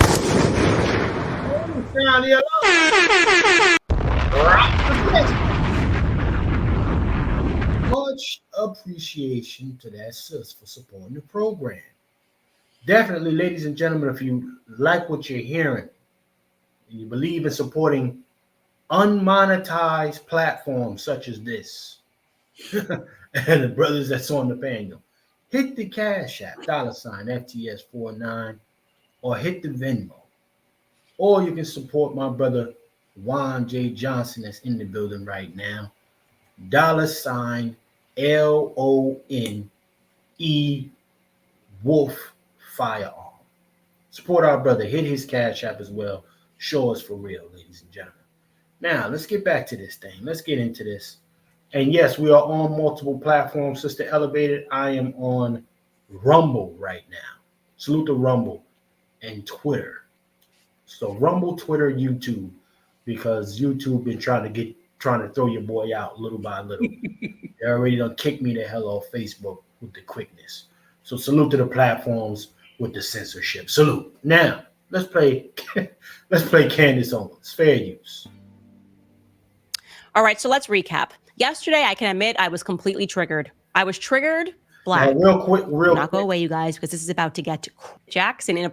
Now, real quick, family, I need to bring everybody up to speed before we get into this thing. Candace Owens had a part one of this where she actually went through Kamala Harris's book, okay? And they snatched that motherfucker. They snatched it. I tried looking all over the place for it. If anybody finds it, shoot it to your boy, because I think we're gonna have to run a few broadcasts just unpacking this whole thing, y'all. But she's been doing an exceptional job finding a lot of information, a lot of receipts. And the very first one, they pulled it. So now we're kind of in the like second portion of this grandma situation where Kamala essentially is putting up the help as an ancestor per se. Let's play this clip though, y'all. Let's play this. Fair use again, fair use. Profile piece. It was very obvious they were trying to do the wacko jacko bit again, like they did with her brother. So to remind you, Janet Jackson brought up in her interview human trafficking, child trafficking, and the journalist then decided to heavily imply that Janet Jackson was just nuts to pretend that we have a child trafficking issue in this country.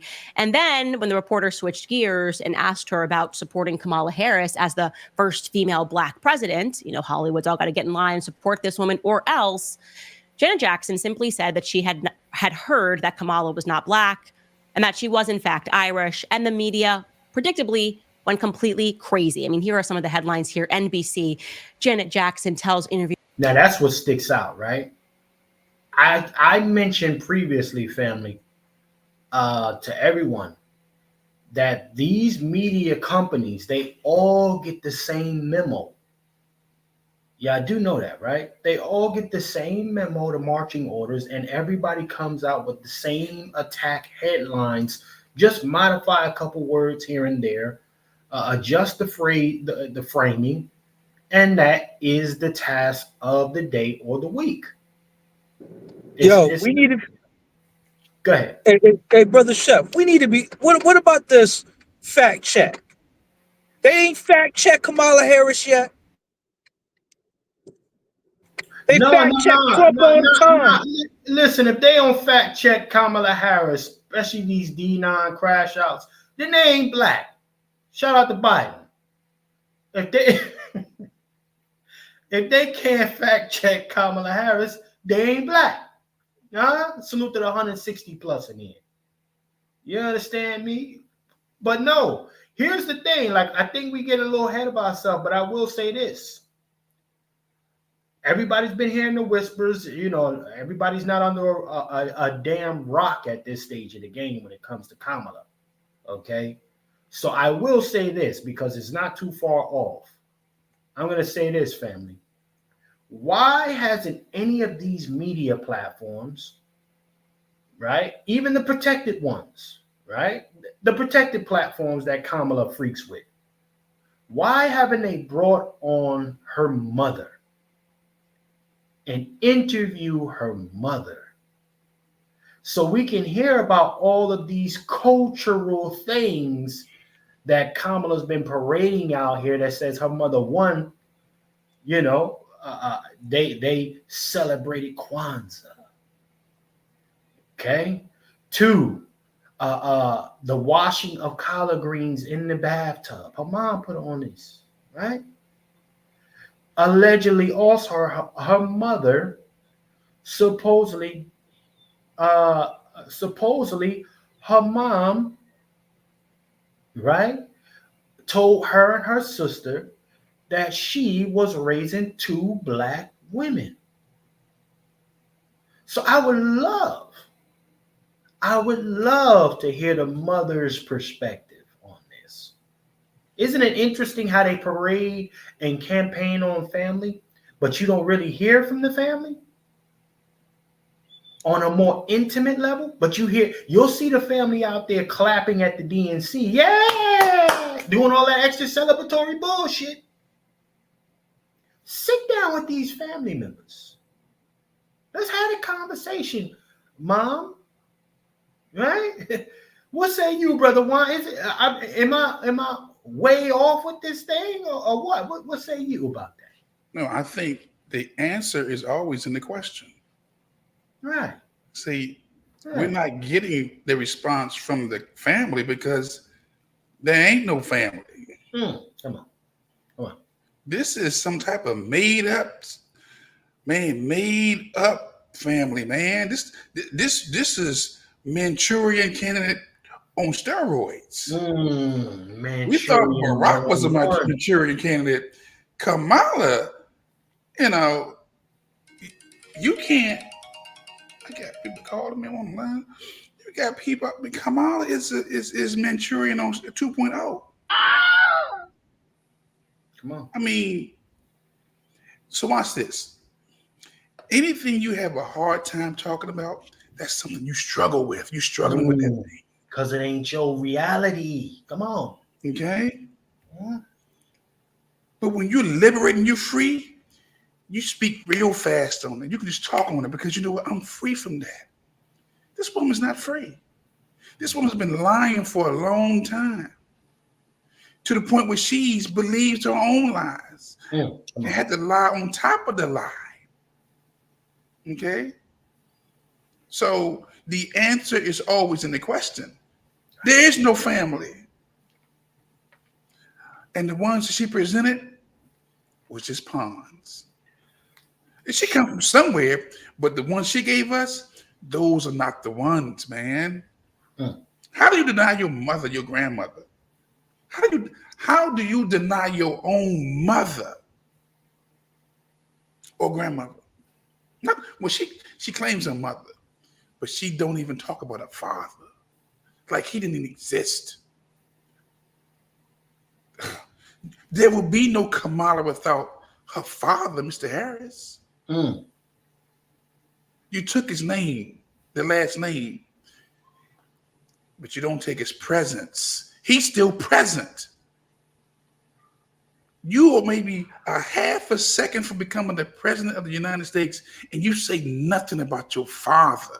Is the hatred that deep? Or is the lies, or is that lie so deep, so strong? Come on, man. Well, I mean, salute to the cooks, man. They just sent me something, family. Can I bring something up for y'all? Salute to the cooks. That's always riding with you. Boy, listen. We got prep cooks. All right, we got banquet cooks. We got a lot of cooks over here in this kitchen, family. Let me show y'all something. Man, shout out to the washers, man. Shout out to the washers because we're gonna have to clean them up. Got a couple dishwashers. Dishwashers. Yeah. We got a couple dishwashers. Let me hold on now. Wait a minute. Wait a fucking minute here. Look at this. Ooh. Family, bear with me, man. Share, like, and subscribe. Let me bring this up for y'all. Yes, indeed. I mean, she's had ample time to just admit or just share with us, or to even refute the stories from Candace Owens, like Joe, what's the Judge Joe Brown. She's had time to refute his stories. She just let it fester. She makes sure that she has people to speak on her behalf because she ain't saying nothing. But go ahead. And you know what? That dad being as quiet as he is, quiet as cat shit. I'm like, yeah, it's a lot of spooky. That whole quote unquote made up family is on some damn. They're on some damn. These are all crisis actors as far as I'm concerned. But ladies and gentlemen, what you're looking at here. Oh man, this is great. Yeah. If you want to track these families. Right, this little bloodline of hers. We got James Harry Harris, 1825. Who is that? All right. You got Hamilton Brown, 1833. You know, it's a lot of funny business going on with this bloodline. A couple missing acts. So where are all these folks coming from? You know. But that's just one of the tools. I want y'all to take a screenshot of that for those of you that are in here with us. Take a screenshot of that. Zoom in for yourself. Read that. And let's keep that in the back pocket as we go through this broadcast a little bit more. Fair use again, family. Fair use. Okay? Let's go ahead and do this a little bit more. Viewer, she's heard Kamala Harris is not black, echoing election disinformation. Oh, love that word. Newsweek, Janet Jackson's Kamala Harris remarks spark black backlash. The Independent, she's not black. Janet Jackson makes shocking comments about Kamala Harris's heritage. And of course, the New York Times, Janet Jackson repeats false claims about Kamala Harris's race. False claims. So to be clear, all Janet Jackson said that she's Indian. That her father's white. That's what I was told. I mean, I haven't watched the news in a few days. I was told that they discovered that her father was white. Okay. That is all that she said that led to all of this craziness in the media trying to paint her like she was some sort of a psycho.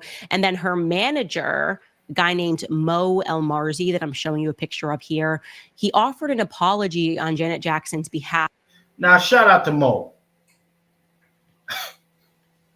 Shout out to Mo. Because you got your ass fired, my boy. Get him the fuck out of here. Shout out to Mo. Got him out of here. But, you know, listen, again, I understand my brother Negro's sentiment when he says, I think Candace might be doing a little pandering. I understand it. Don't mean I agree with the brother. This is subjective. He's got his Wait, brother Chef. Can I point something out based off that picture and that man that wrote behalf on Janet Jackson? Yeah. He's not a Black American either, and he's speaking on an ethnicity issue that has nothing to deal with them. The same thing with like Candace. What I'm saying is these tethers, all of them across the board, no matter who they are, feel like they're privy to speak on behalf of Negro Black American affairs. I don't care if they are right or wrong.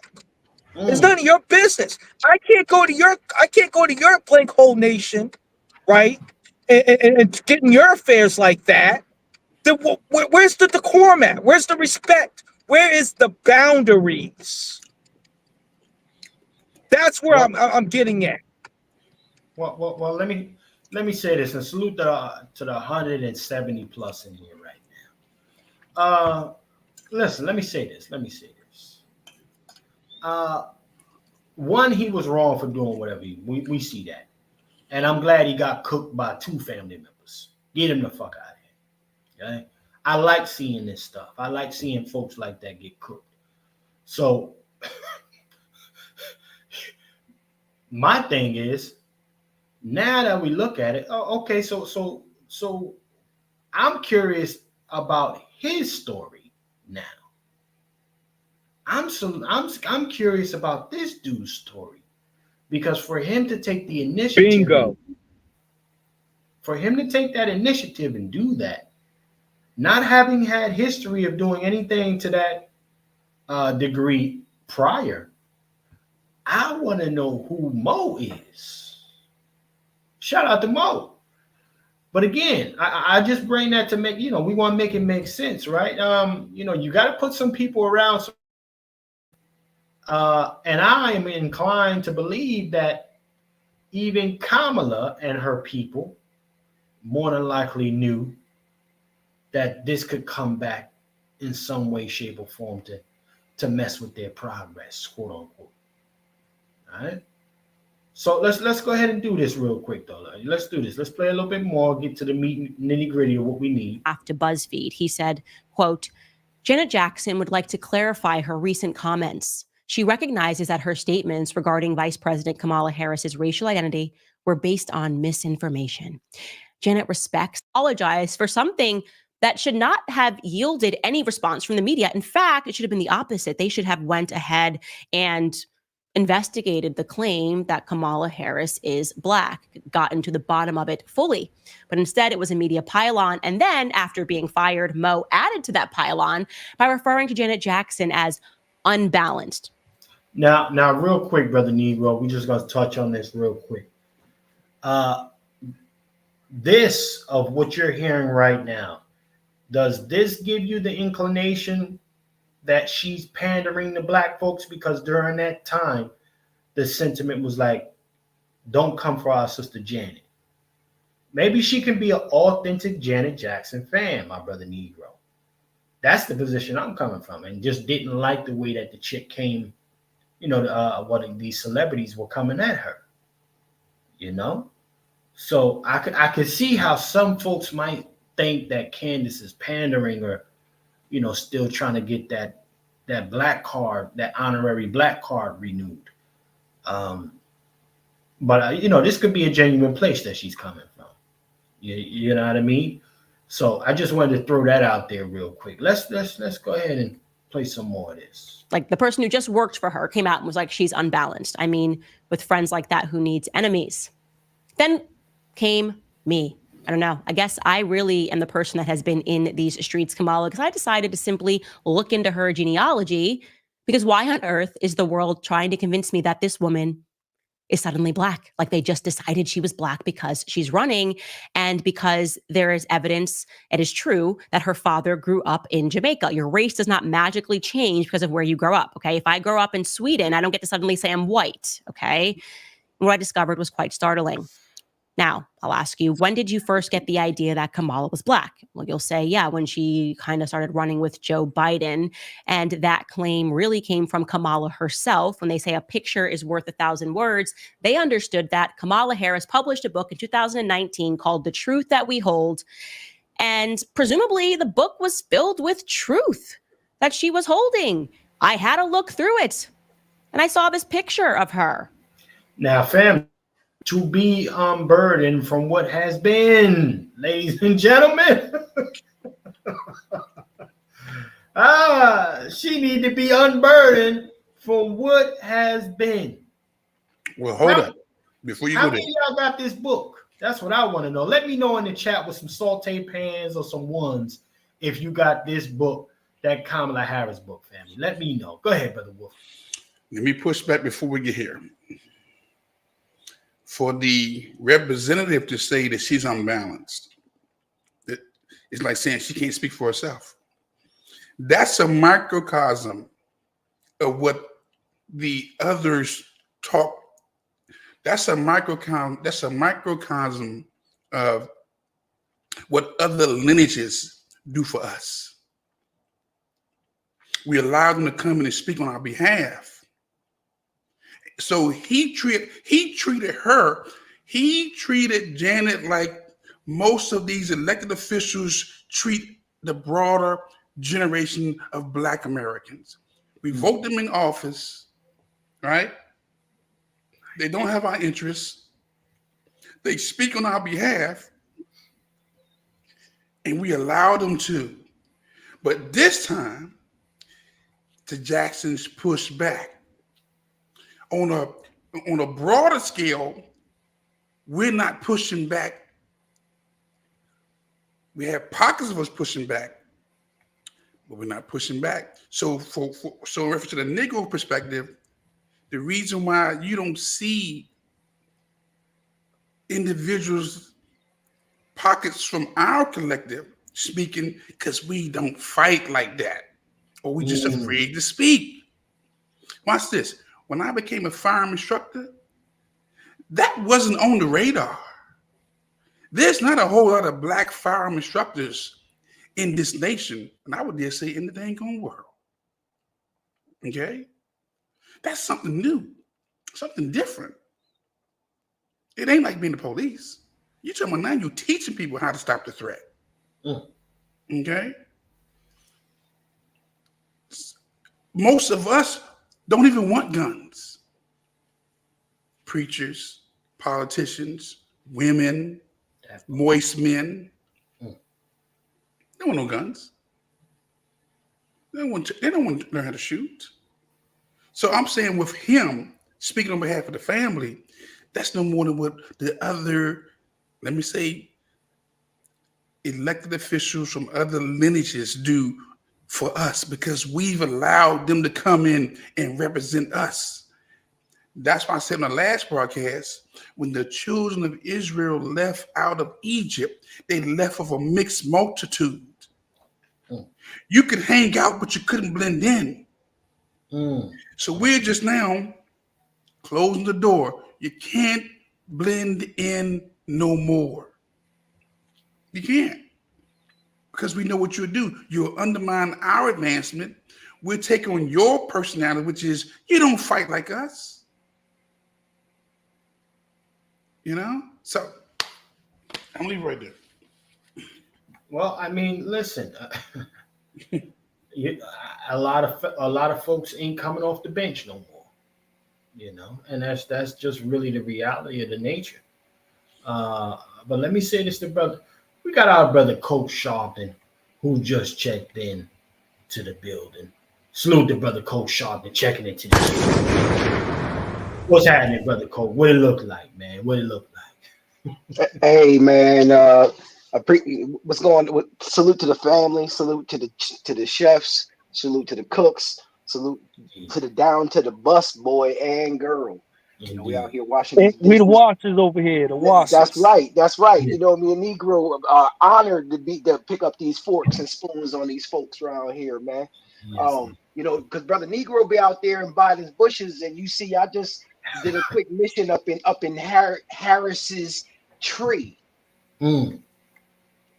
You Yes, understand indeed. me? Oh, that picture right there. Look at Iris right there. Look at Iris, not her paternal grandmother. Well, Brother Coke, you sent this to me, so let us know what we're looking at here real quickly, sir.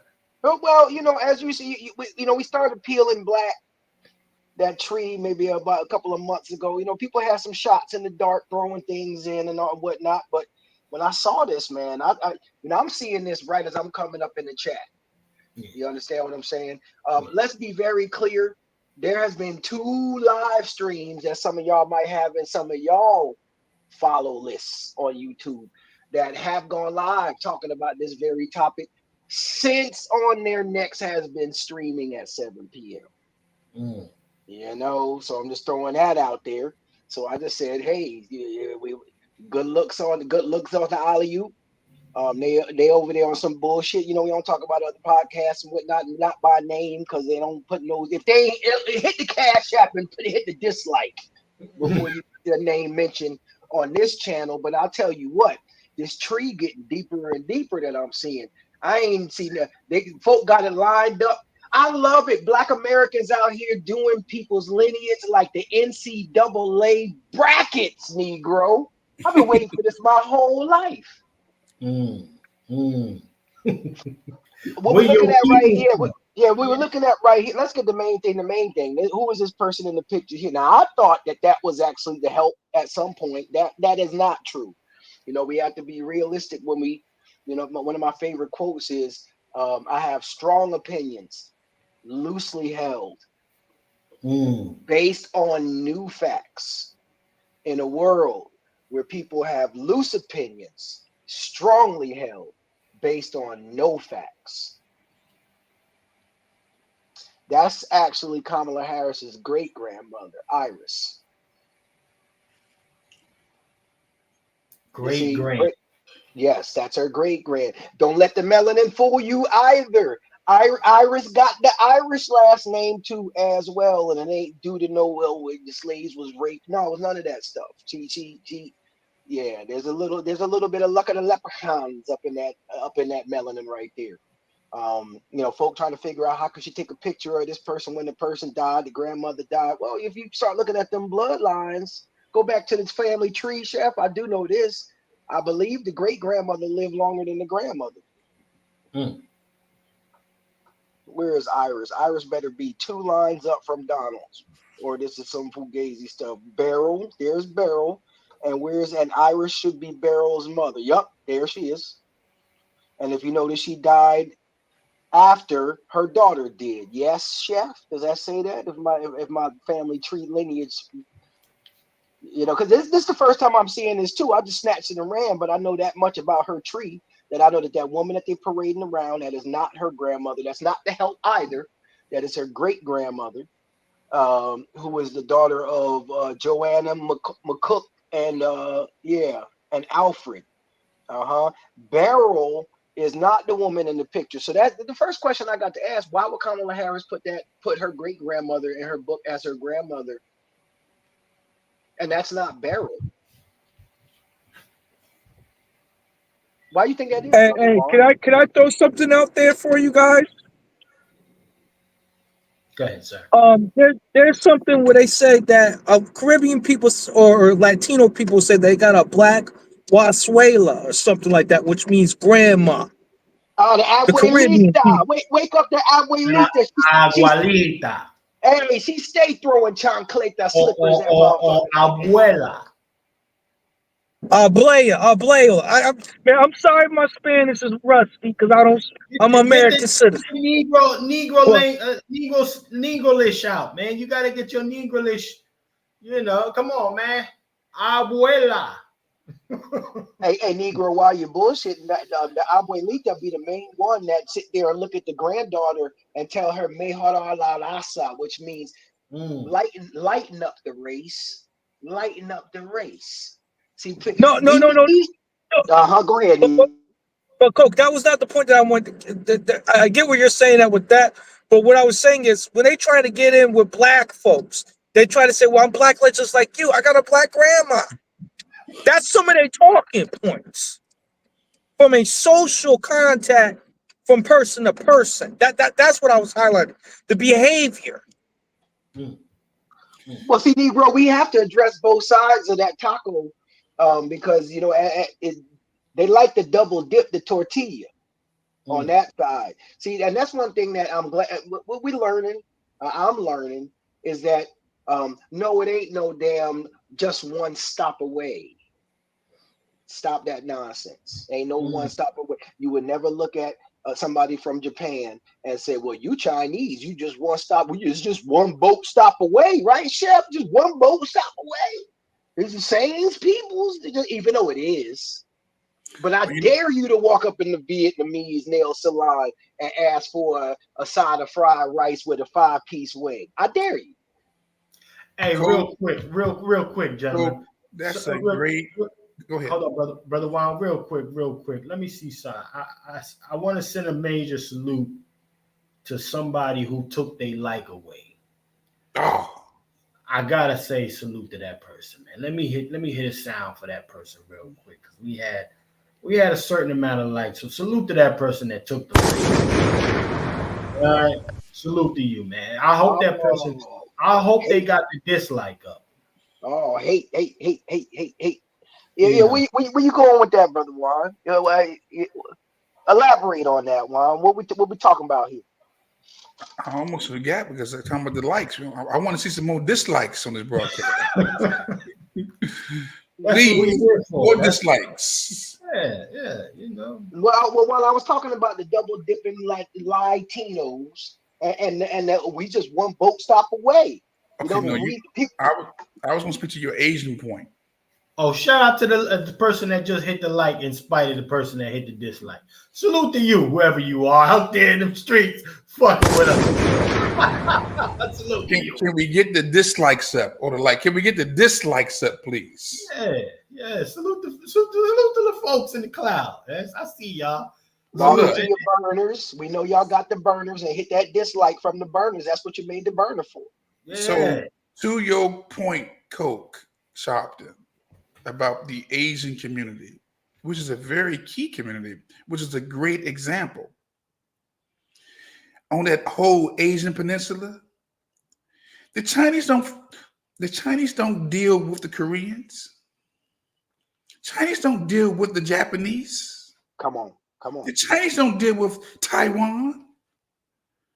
Okay, North Korea. They don't deal with them Filipinos. What about the Filipinos, Juan? What about the Filipinos?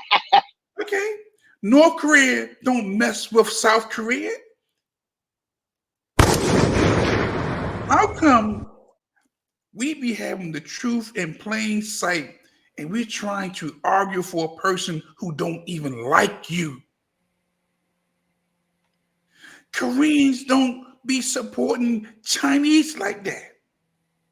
Okay, Taiwan is right now beefing with China. Come on. And if you line them all up, side by side, get one person from each continent or from each country, I couldn't tell the difference who I'm looking at. Because they all look Asian to me. Oh, shit. I mean, what? So maybe you have the Chinese or Japanese. Who's taller? Is the Japanese taller than Chinese? Yeah, because Bruce Lee was Chinese.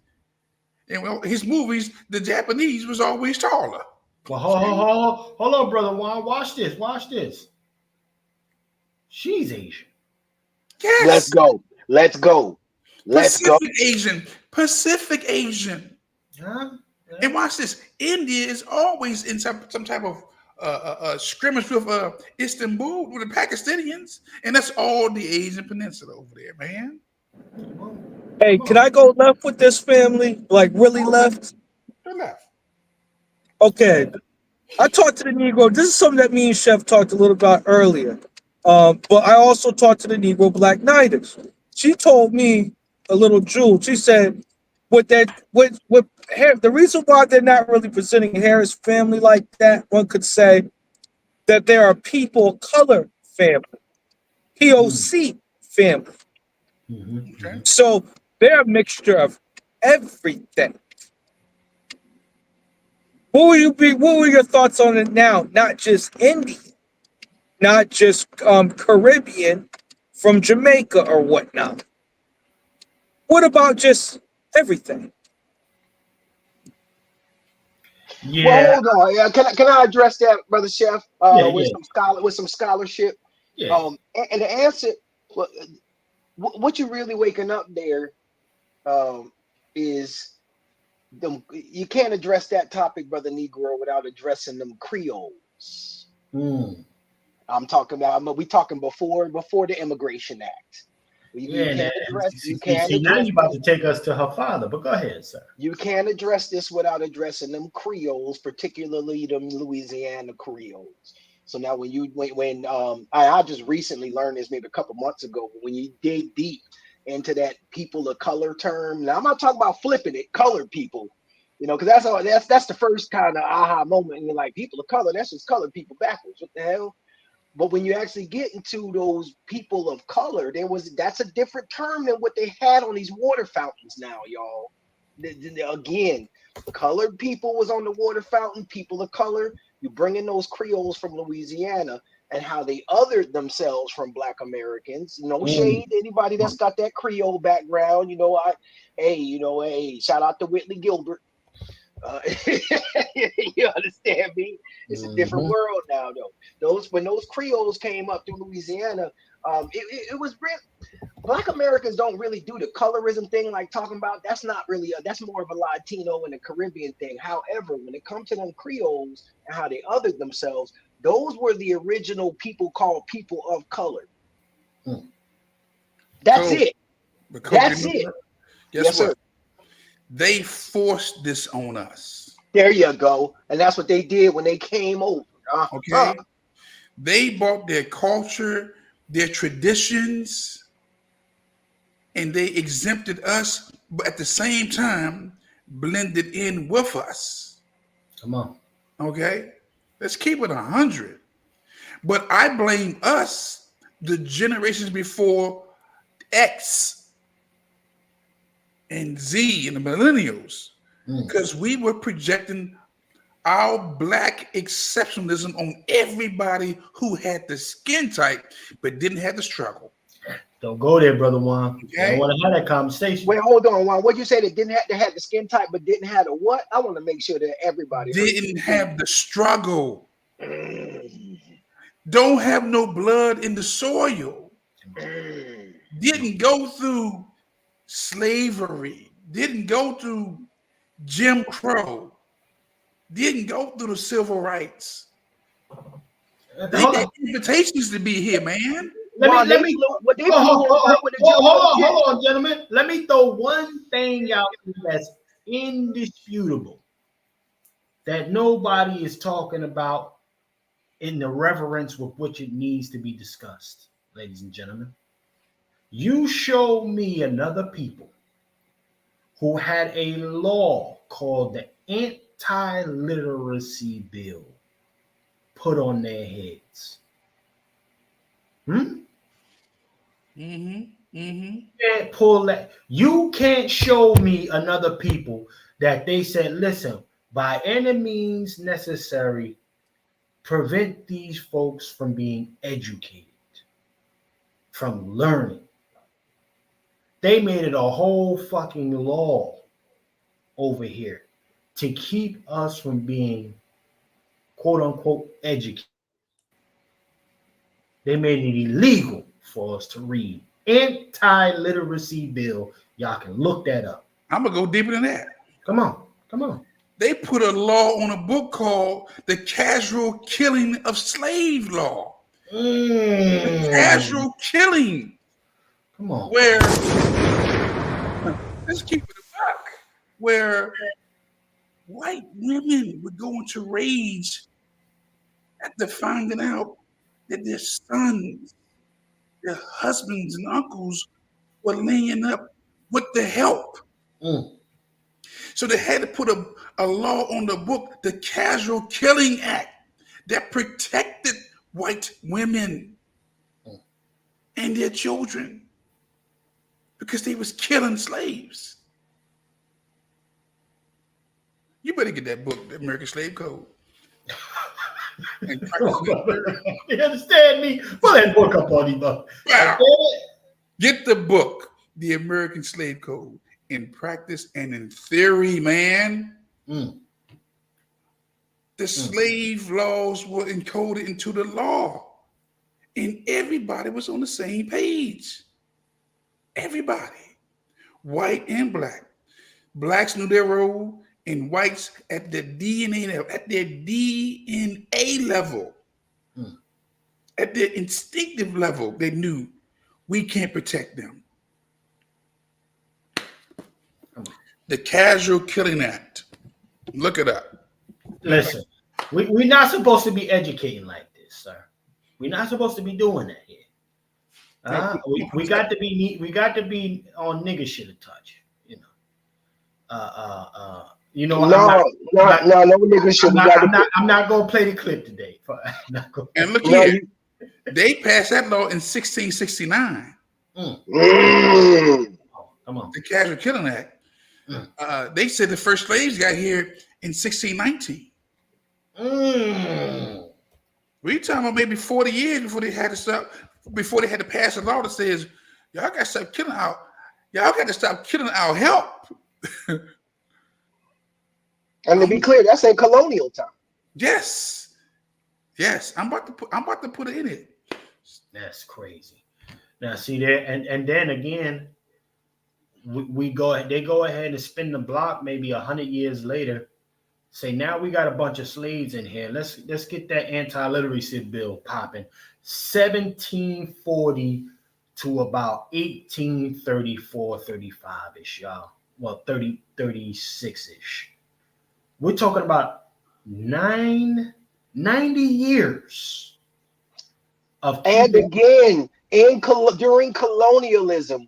But Black Americans, please stand on the fact that we built this bitch from scratch. It was nothing. It was people it was already over there. Colonial. We're talking about nations. We're talking about nation building. Listen, y'all. You think I see when I'm growing up, McGraw-Hill lied to me, making me think, oh, America's the young kid on the block. America's just young and scrappy and rich. Oh, America's just such a young country. I'm here to say to anybody on the panel, I'll even pose this to even the chat. Pick a country, any country, and look up when that country gained its independence. There's a 9 out of 10, not 6, not 7, not 8. There's a 9 out of 10 chance that country is younger than the United States of America. Italy's younger than the United States of America. Every country in Africa is younger than the United States and America. Jamaica is younger than the United States and America. Haiti is younger than the United States of America. Shout out to 1804. Dominican Republic is young. Russia is younger than the United States of America. China is younger than the United States of America. Japan is younger than the United States of America. France is younger than the United States of America. England is younger than the United States. Well, how could that be? Wasn't it the English people? Just like we need to understand the difference between race, ethnicity, and nationality, we need to understand the difference between nations, kingdoms, and empires. Come on. Oh, but they had slaves all over the place. Oh, and they had the Roman Empire. That Roman Empire ain't here no more. Them Prussians and them Russians or them what do they call them? Them Persians and all of that. They're not here no more. So if them white folk want to crash out and be like, oh well, slavery was everywhere. Well, go ahead and resurrect that Holy Roman Empire and go get your reparations from them. Go holler at the Vatican; they're still around.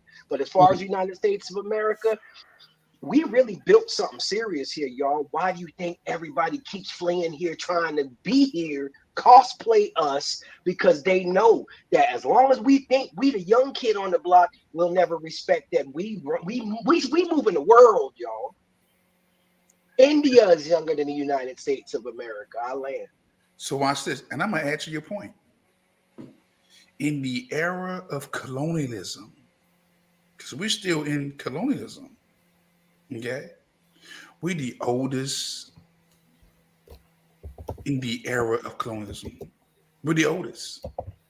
And that's why the hatred is so strong, because Black Americans are always a reminder of colonialism. The slavery, the ships, the Wall Street.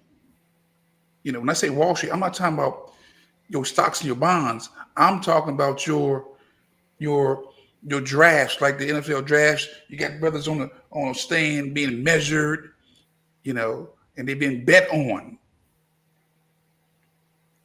Your bucks being measured and just hey, my brother knows when we did From the Soil on them blocks. Yeah, on the blocks. Yeah.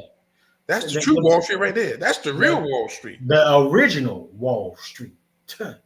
Yeah. So no, I am I mean, let's get back to Candace though. We done got too much into this education back. See, Negroes done started showing that they actually read and research, have comprehension.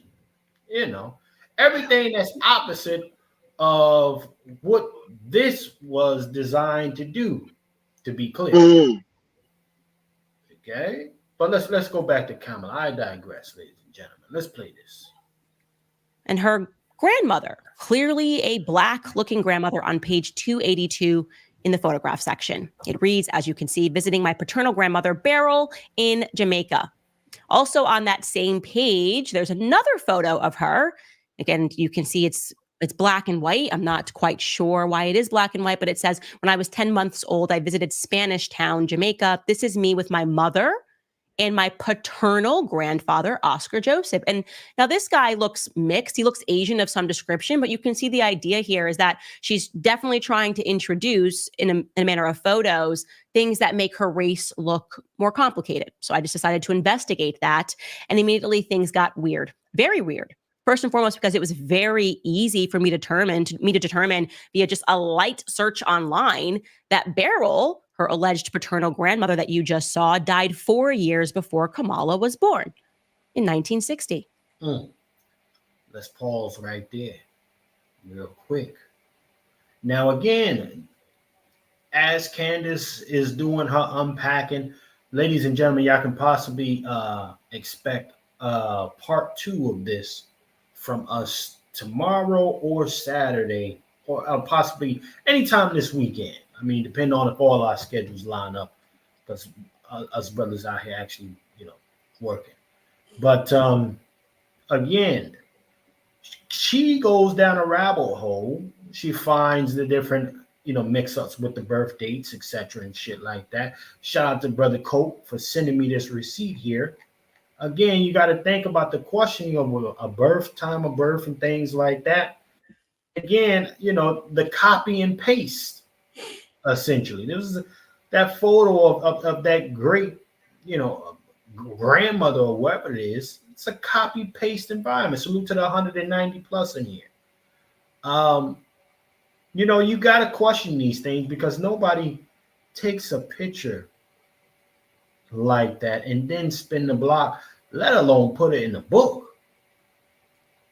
See, that's the thing that we got to always, that I can't help but ask myself, why go that far if I'm not trying to run a play? Now, the whole shit. Hold on, Brother Negro. Let me get this off. Let me finish this cook. The Shiesty C from back in the day. Yes, if I got to run the joke, I would I would run a play back in the day. Okay? Especially the young chefs, see, if we gotta run the joke, we gotta joke. So Kamala, as an adult, is finding the benefit in running a joke. And women who aspire and don't see anything that's wrong with what she does, they're all in support of this. But go ahead, Brother Negro. You got the kitchen. Go ahead. Brother Negro, you back? Yeah. My bad. Yeah. I lost my train of thought because I'm out there moving around, so I lost my train. I'll get back to me in a second. Yes, indeed. Yes, indeed. Let's keep on playing this thing here, though. Salute to Candace Owens, though. You know, again, I think she's a piece of shit. However this works, she's doing excellent work here. Excellent work unpacking this chick. So all things can be true at the same time. Last night, we decided to continue our research to see if we could find birth certificates and marriage certificates and death certificates, which could further signify those points. And indeed, it did. And it also raised even more questions about her genealogy. So let's go through those. Here is the birth certificate for her paternal grandmother. This is Kamala's paternal grandmother, Beryl. Okay, now you can see on this birth certificate that Beryl is spelled with an I. It's Beryl Magdalene. And you can see the reason why we know this is the correct Beryl is because the mother is listed as Iris Finnegan. Later on, we're going to show you in the book, she names Iris Finnegan as her great grandmother. So that would be Beryl's mother. So we have the right woman. Also, formerly, her maiden name is Allen. That is true. It also says here that she's born in October of 1917 in St. Anne. That's the St. Anne parish of, and again, you can see it says it is signed by Iris Finnegan. Very clearly, this is the woman that we are looking for. This is Kamala's grandmother, alleged grandmother, Beryl. It's also interesting, by the way, that it lists her great-grandmother as a seamstress because Donald Harris, Kamala's father, wrote in a 2020 piece called Reflections of a Jamaican Father, quote, Miss Iris, that again would be his grandmother, was the mother of 8 children, too, was the sweetest and gentlest person one could meet, but underneath it was a tough farming woman who ran the cane farm at Thatch Walk. Now, real quick, because we're going to get ready to wrap it down, family. We will be doing part 2 sometime over the weekend. However, I do got to ask some folks, because I know everybody in here that watches us aren't necessarily Black American. You know, so I don't understand. So I don't necessarily know the mannerisms other people identify relatives in that manner. So in the case of this one, where the father is supposedly Jamaican and Irish, and I think they got some Indian or something going on with this dude. Is it custom to refer to a relative as Miss whatever? Let me know in the community kitchen chat, family. Let me holler at you, Brother Coke. Is that, you know, and Brother Coke, I'm sure Brother Coke is a Black American, ladies and gentlemen. 8 sides. 8 sides. Salute to that. 8 sides. We're waiting on the verification on the last 2 for about a year now. We 8 sides now. Yes, 6 indeed. 2 years ago. We 8 sides right now. Well, let me ask you, because you know, any of your colleagues from other backgrounds, have you ever heard them in conversation refer to a relative as Miss? Not if they are the same blood and the same ethnicity. I'd say that even with the diaspora, there's I mean, I could be wrong, I don't know everything, but there's typically a nickname, particularly for the grand, and then another one for the great grand. You understand what I'm saying? So you might you might have a mama, and you might have a mama, and then a mima or something like that. You know what I mean? Like they just have something endearing. names. Yeah, something that's very endearing, but not a miss, not a miss, unless that person was it's so distant that that person was never in that person's life. That's the only way I can see that happening. Okay. Well, let me ask you a question then. Yes, I sir. know in certain parts of the West Indies or the Caribbeans, that colorism is major. Octoroons and different shades. The Spaniards did that, Juan. That's that Spaniard colonist. It is not one boat stop away. Them Spaniards ain't do the same thing the English ain't do. But go ahead. But see, but this is what make Black Americans so unique, so rare, so exceptional. Because when you come here, you raised here, you Black.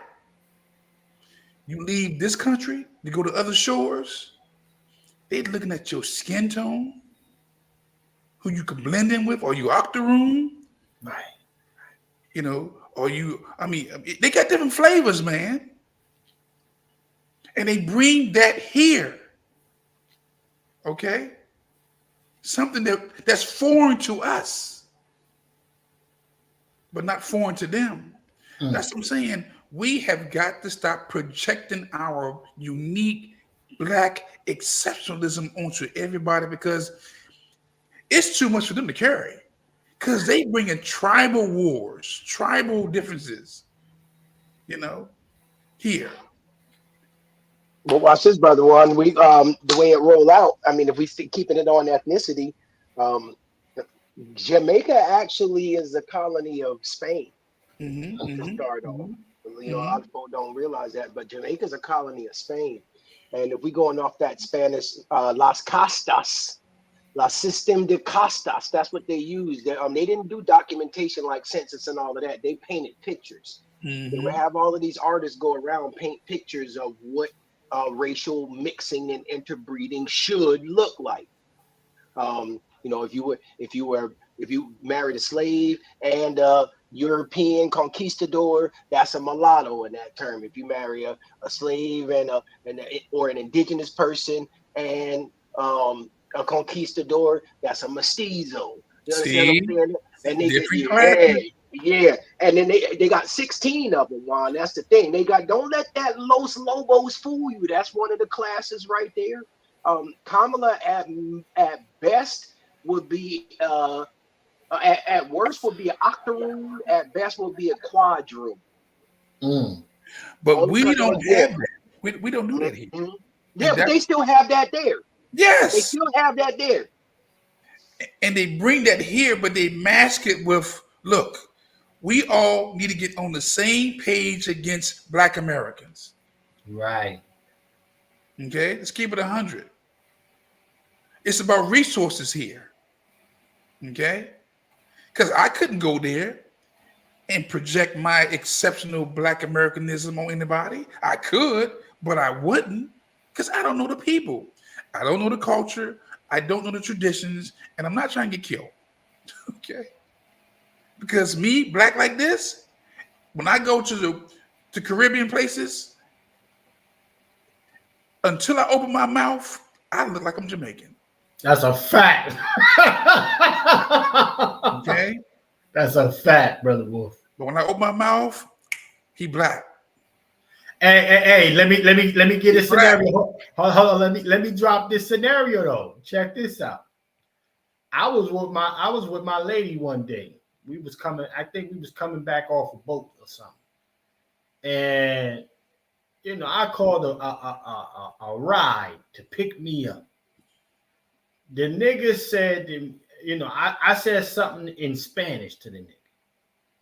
You know, I said something in Spanish. He said, oh, so then he responded, like, oh, du Dominicano? I said, no. He said, oh, okay, and walked off. Nigga walked.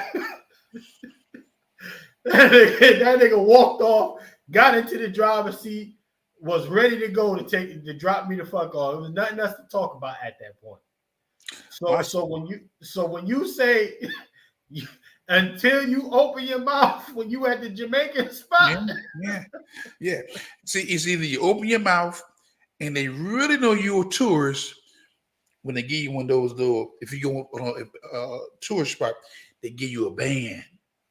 and they tell you, don't take the band off. Don't take the real band off. Right. Because everybody on the country or on the island know that you a visitor. You a guest. You something different. And it's an opportunity to hit a lick on you. Absolutely right. Me, I try to slide the band off, put it in my pocket so I can get those prices for the village. Those village right. Get the village price. Yeah. Don't give me no they put a target on your wrist. Yeah, they give you a band. Depending on where you go. They don't want you to leave the compound. No. So now watch this. While I'm going full circle, that we don't woke up them Latinos on it. So then what did they wind up doing? To fast forward a little bit later, you got the they brought the Irish over to the Barbados, but then all of a sudden they were bringing in mass amounts of Asian workers over into the Caribbean. Those are the ones that are what we would call the coolies. Coolies a derogatory term. No.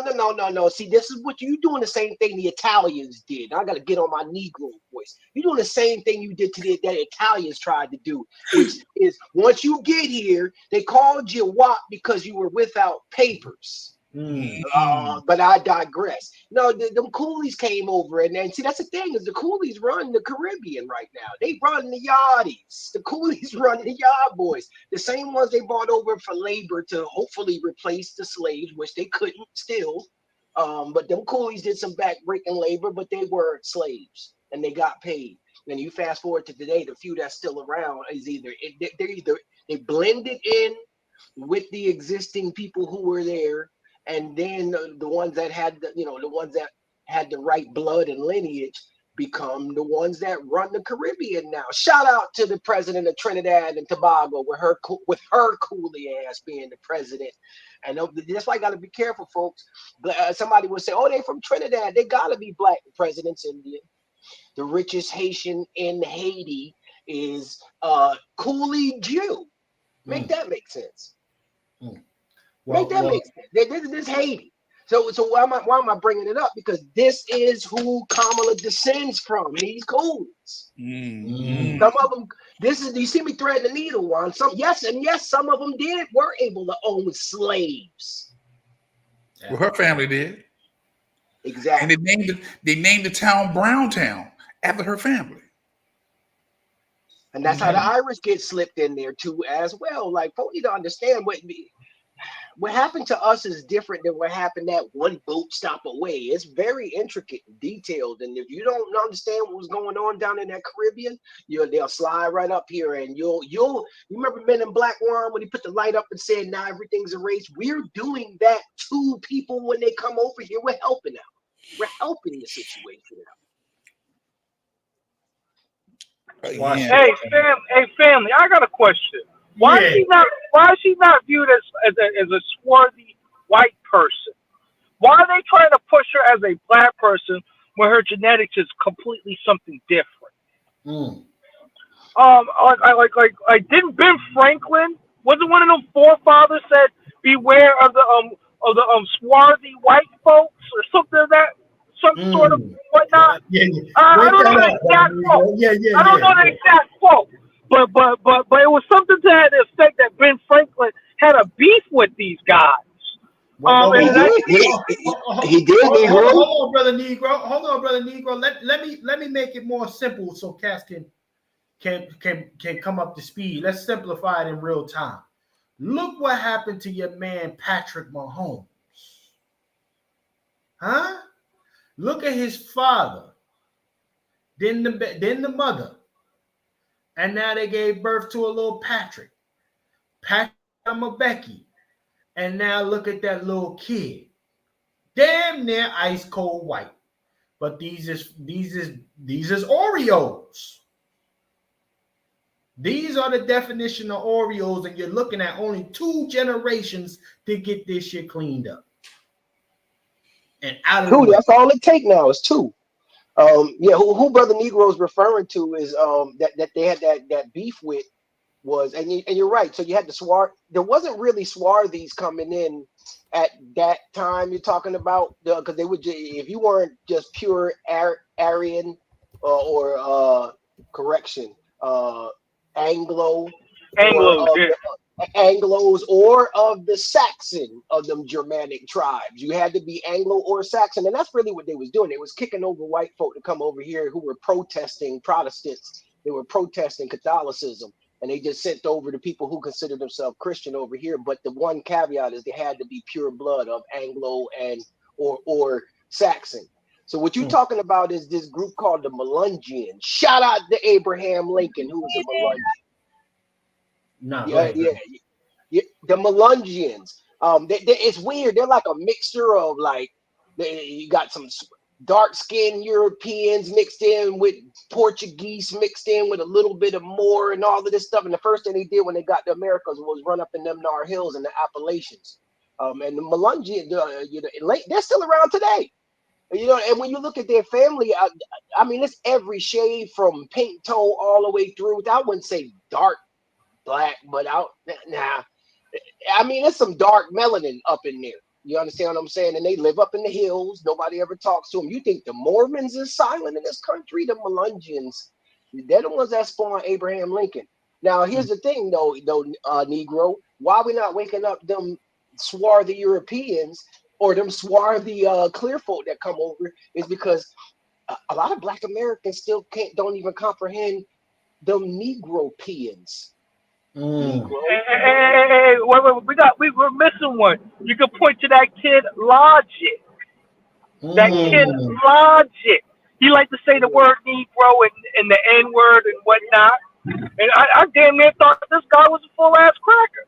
I'm just gonna keep it as full stack. I thought he was a white boy. So that's just some of the examples. The reason why I'm just throwing that out there. Why are we not looking at as that such? And I think that we need. Negro, they use the swarthy, the swarthies and the Negropeans. And what I mean by Negropeans is you talking about that auction block in Wall Street.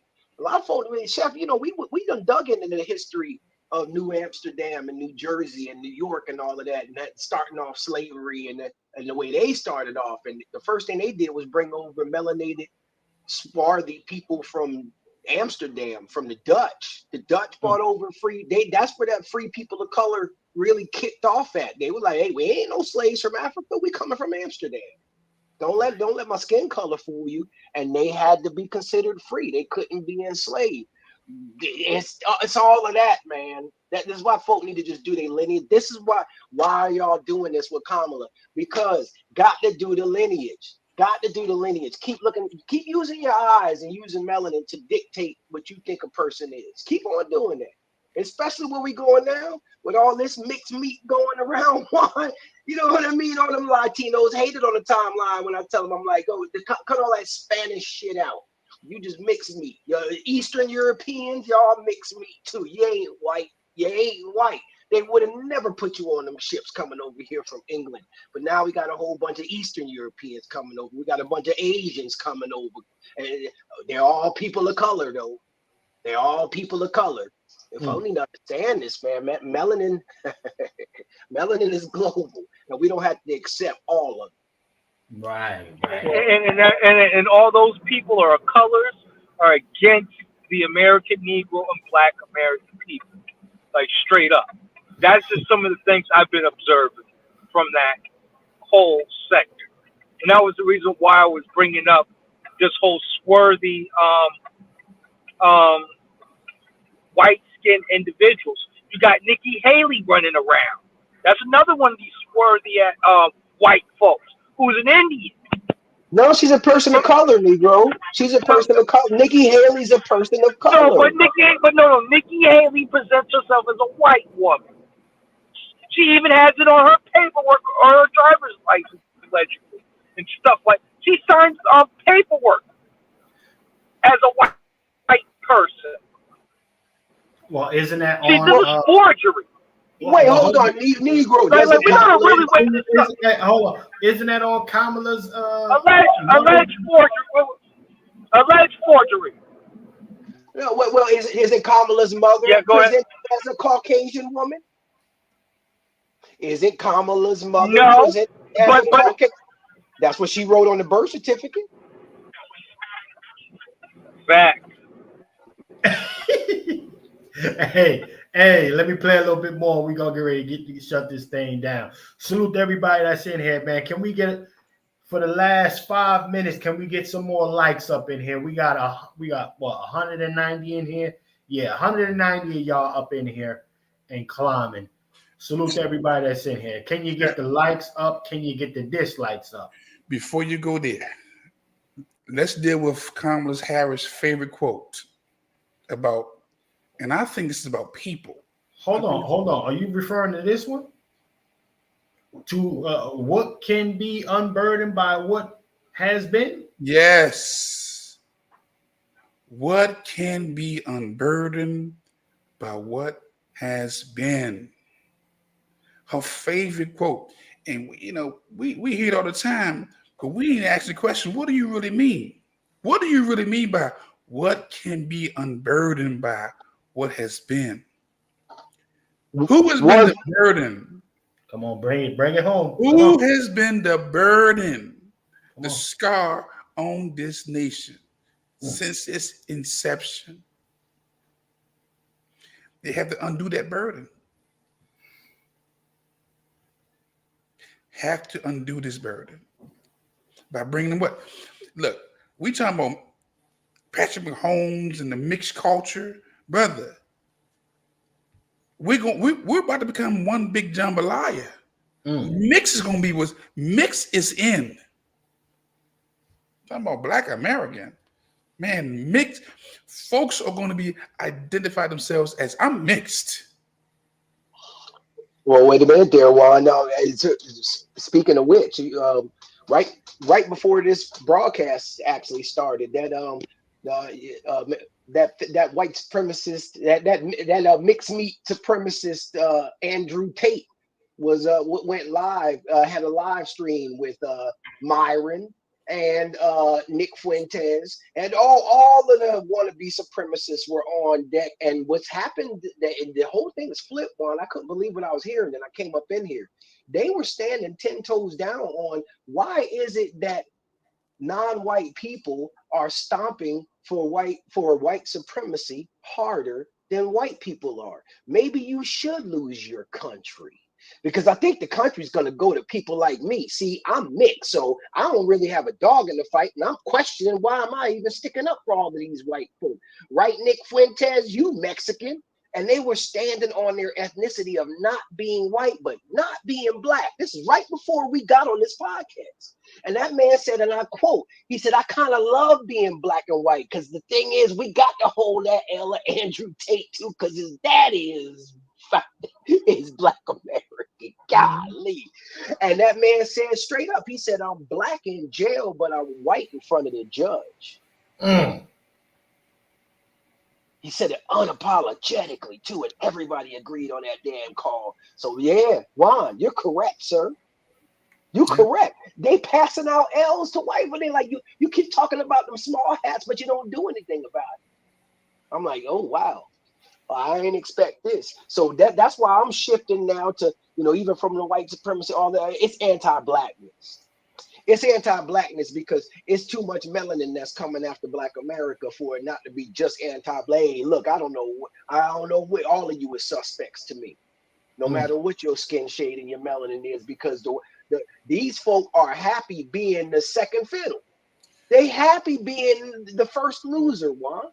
They happy. That's what number 2 is. They're happy being first loser. Well, watch this. I think Sister Star said it best. She said, "We are the bastard children of America, right?" But you're seeing, Dr. John Henry Clark he said he regretted not writing this book, The Bastardization of the America, how it has always been the bastard class that were the betrayers. That's deep. The bastards. We don't talk about the bastard childs, the bastard civilization, the bastard traitors, because here it is. We have children in mixed relationships, and they don't know what they're loyal. They don't know who they're loyal to.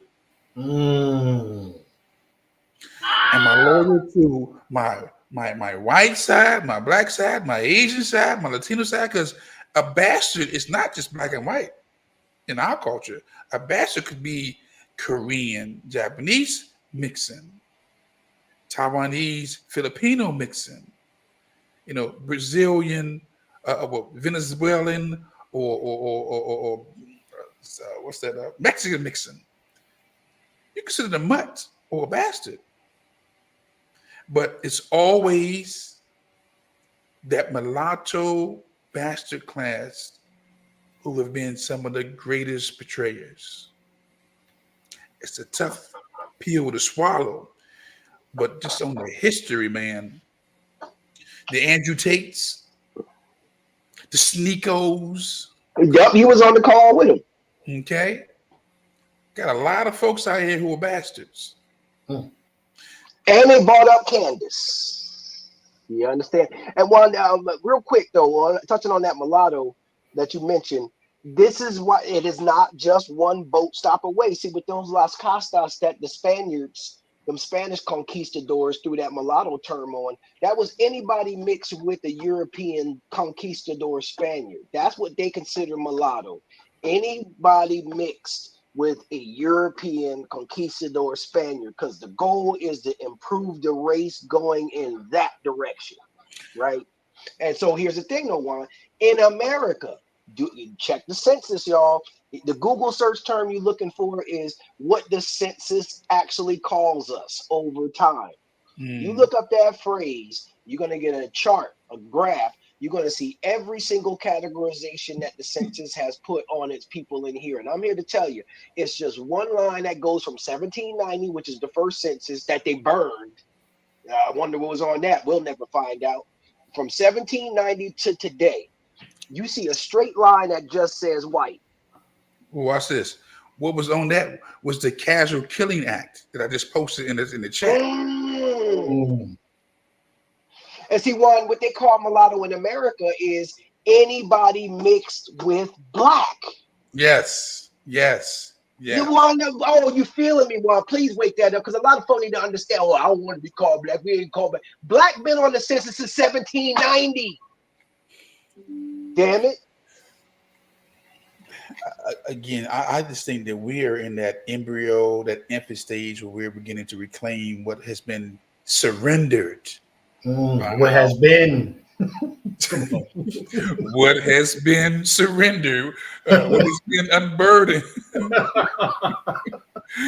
Look here, when I tell y'all Kamala, I believe her, man. Kamala is getting this thing right. What can be unburdened by what has been? Hold on, Wolf. What you mean? Let me give him what you mean. Look, man, a broken clock is still right twice out the day. Come on. Family, if y'all in the chat, do you agree with Brother Juan J. Johnson? Sure, number one. Actually, if you can find a wolf emoji, put a wolf emoji in the chat, family. I'm calling cap on Brother Juan. Call cap. Okay. Listen. I can't. Listen. Who has been the greatest burden in this country as a people? Burdened or burdened? The white man, because he hasn't paid us what's owed. Black Americans. Every time they see, remember, we are the children of chattel slavery. We was never supposed to be free. Like I said in the last broadcast, we were supposed to be perpetual slaves.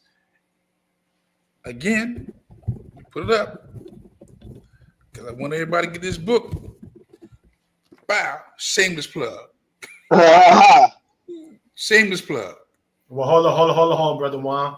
Yeah. I'm going to raise you one. Okay? Raise me too. Sure. Let me raise you one. Wow. Yes. The Casual Killing Act was a law passed in Virginia in 1669, but they got us getting here in 1619. Okay? That removed criminal penalties for enslavers who killed enslaved people who resisted authority. The law stated that if any enslaved person died while being corrected by their master or resisting their master, their death was not considered a felony. The law was justified on the basis that the obstinacy of many enslaved people cannot be suppressed by other than violent practices or motives. That's wild. They put a law on the book to justify killing our black asses. Say this again. They put a law on the book that justified killing black people. Made it. What they say? I said they made them innocent. You can kill them. The reason why you put a law out there because it was too much killing going on. Exactly. It wasn't one killing or two. They was doing some major. They was killing babies, killing the women, the men. White women was going in a rage. You're sleeping with the help? That nigga? That Negro? And they had to put a law in place to find white society innocent. The Casual Killing Act of 1669. And remember again, they got us being here 1619. So 29, 39, 49, 59, 69. 50 years after our so-called arriving here, although we was here before then, they had to put a law on the book that says we got to stop having our people killing our slaves. Listen. Well, not only did they do that, Chef C, if you don't mind quickly, they say a picture's worth 1,000 words. I dropped something in the chat for you. If you don't mind bringing that up real quick, sir, I'd appreciate that. Bring it up to speed, okay? Somebody hit the dislike for me. Hit the dislike. Hit the dislike. Hit the dislike for me doing the Googles for you. Now, before you even zoom in on this, Chef, Juan, you notice something about this image? Now it's a timeline that starts in 1790 and goes all the way through to today. Do you see the massive amount of all of these POCs that they're adding? Come on. Do you see a blue bar at the top that is unchanged from 1790 to today, Juan? Do you see that? That's white folk. Gotta make it bigger.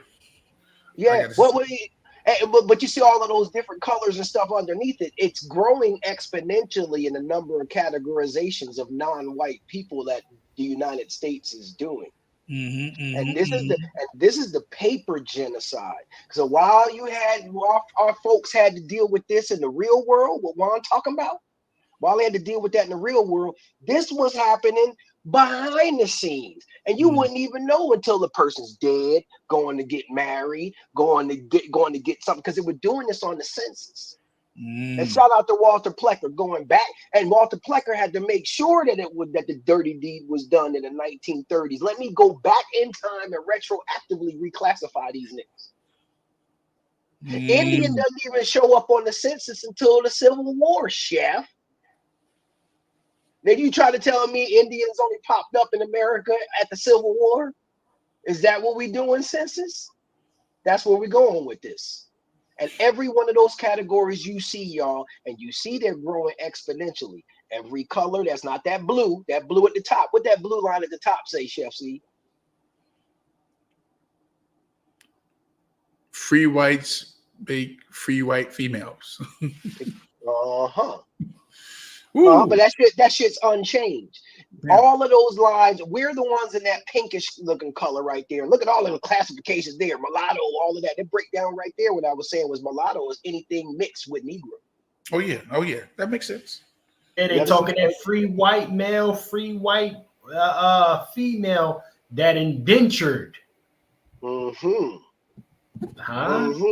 But the more important part is, Chef, we keep going to today, you see African American pops up in the 1980s.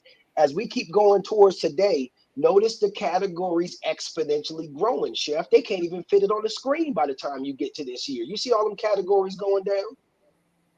Yeah. Well, they have to do that. Those are the people who are coming here to replace us. Sadly, I think we already replaced. They did. Here it is. We're replaced already.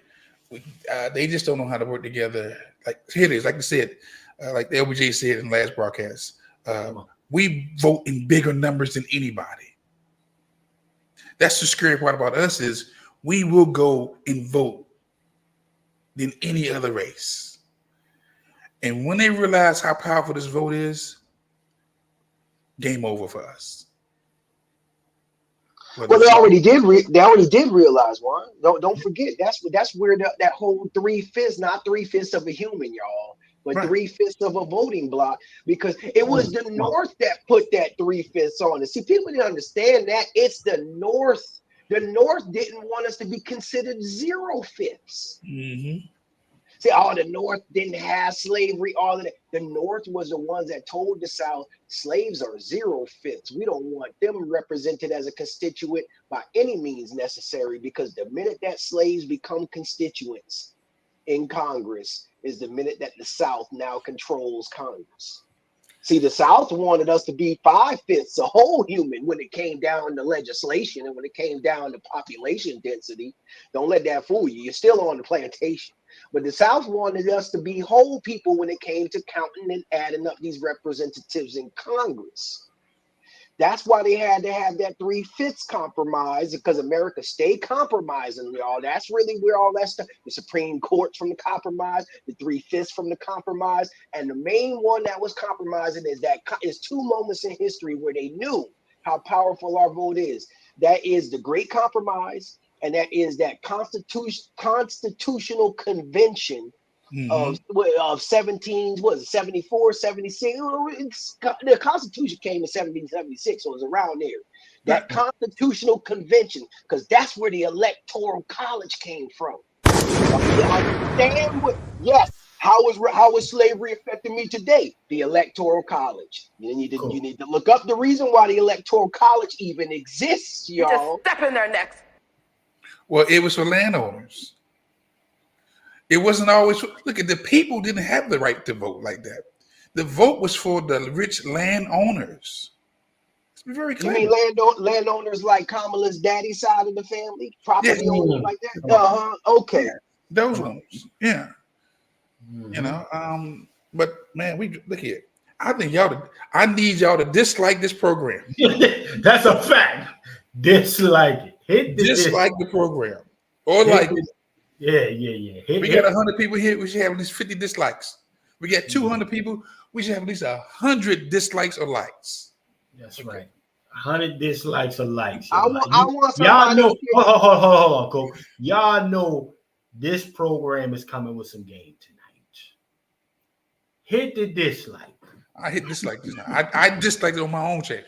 You got to one.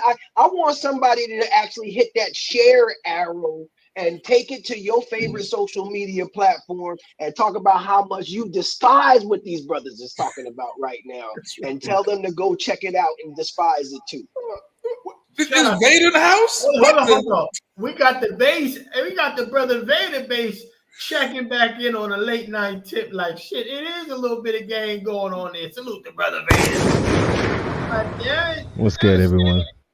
Yeah, man. I can tell by his voice. He been in some other chat. He been fighting earlier today. I was getting ready to crank this thing down, but no, listen. Tonight is one of those conversations, man. We really didn't mean to go this far with it, y'all. But again, if you want to understand what the future looks like, you got to understand the past. You need some context of the past. And this is what we need to show the trail. Right? For so many different ways to say this thing, the trail of tears, per se. If y'all get what I'm saying here. The trail of tears, family. Look at that. You mean yeah. Look at that. Yeah, they make them up as they go along. Okay. So again, this is some shout out to Kamala Harris, though, and her family. Again, this is part of the reason why I say that whole makeup over there, that whole gang, even the sister, I think all of them over there are crisis actors. They are paid crisis actors, fake family, all of that. And you know what? I'm gonna tell you. If these folks are fake, ain't no way in hell that Obama story ain't fake. That fake little Brady Bunch family that he got ain't fake. See, remember, this is Obama 2.0. What they're trying to do with this chick. This is Obama 2.0. So just as fake as this family and some of these photos she's presented in this little book of hers is, and I highly listen, it's not a typo. We're gonna remove that real quick. It's not an editing error when it came to this book. That was strategic.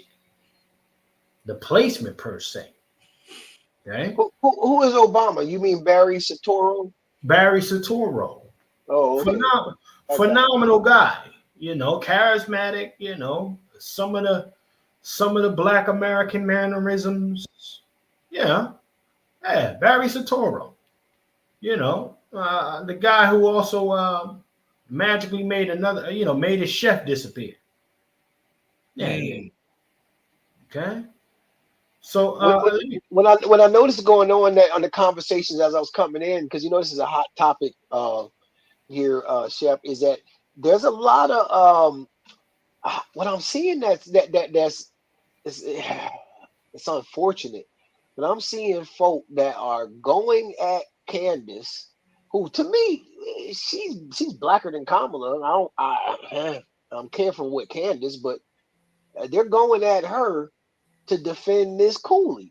And it's just fascinating to me. They're standing on the how dare you go after a black woman type of thing. But as we clearly see with Janet, they don't care about whether or not they're going for a black woman as long as that black woman talking like they need her to talk. But Coke, I said earlier that truth is truth no matter who speaks it. Truth don't have a color. Truth is not black. Truth ain't white. Truth ain't brown. It ain't red. It ain't yellow. Truth ain't truth because Jesus said it. It ain't truth because Muhammad said it. Truth is just truth because it stands on its own. Truth don't have a color. If a person's speaking the truth, just accept the truth. She's speaking some truth on Kamala. And Kamala can't respond because she knows she's being exposed. Let me tell you something. Let somebody come at me with some bull. You will get a cease and desist letter real quick from my lawyer. And I will sue you. She's not suing Judge Joe Brown. She ain't suing nobody. You know why? Because she built her foundation on a lie. So she have the dogs out there defending her. And they don't care about the truth because they dogs. And you know what a dog, you know what you do with a wild dog? You put it down.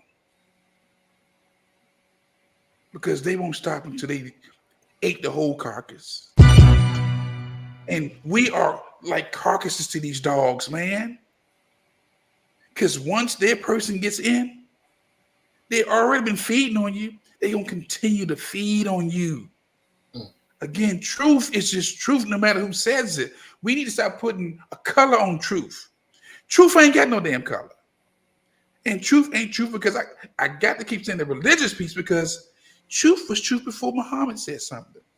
And truth was truth before Jesus said something. And truth was truth before Adam said something. Or before Abraham said something. Truth is just the truth. And we need to stand on truth. Come on. Stand on truth. I mean, but listen. No buts. Hey, Chef, can I talk about that picture I sent you? Go ahead. Yeah, I said this. This is my response to Brother Chef when he said, "What is the future?" That picture right there is all the melanated children that look like Black American children that hide amongst with your children. That's what they all look like. Some of them look like us, some of them don't. And they come in so many different shades. textures with the hair, everything. That's the prime example of what our children going to have to compete against in the future. That right there. That's the reality that I see. And the answer to your question, what is the future of these melanated type of people if they still want to be here in America while things is going down? So that's what it looks like visually. Well, you know, the Afro-Asian, Afro-Latino, the Afro And you peep how they treat the black ones, just the regular black, black American. They got him hiding his face. They got them all in a bad position, but they got all the other ethnic groups, prime center real estate. But this is why this conversation is important, because we're being erased in plain sight. And they're not hiding that they're trying to erase the authentic, indigenous, exceptional Black American. Keep it 100. This is why these conversations are being had, and this is why we got to stand 10 toes, 8 fingers, 2 thumbs down. Okay? Because if we don't reclaim our authentic, exceptional Black Americanism, then the POCs are going to take it over. I mean that. Well, I'll say this, gentlemen. Ladies and gentlemen, we're going to get ready to shut this thing down. I know Brother Vader just tapped in, but it's 3 hours and some change. Well, let him say something. Yeah. I mean, listen. I see all the graphic arts you got on the screen now, Brother Vader. Is the podcast ready to go, sir? Is that what you're saying there with the Vader? I'm podcast ready. Podcast ready. I've been engaging in some of the current events, current topics, yes, and relating to how the base app helps gets us socially organized. Everything from seeing where these sundown towns are and how you can avoid them, mapping them out yourself and contributing to the database, letting everyone know where Black businesses are, being able to communicate through tragedies like what's going on in Colorado, being able to let your neighbors know that you have a safe apartment, if you know what that means, that your apartment has home defense, right? And what other people in your community are home defended. So I've been relating all the topics of the day to how the base app can help you communicate with our own people. And check me out, check out some of the videos, and I'm gonna keep it going and hopefully get to a point where I'm almost podcasting every day. Okay, so salute to our Brother Vader, man.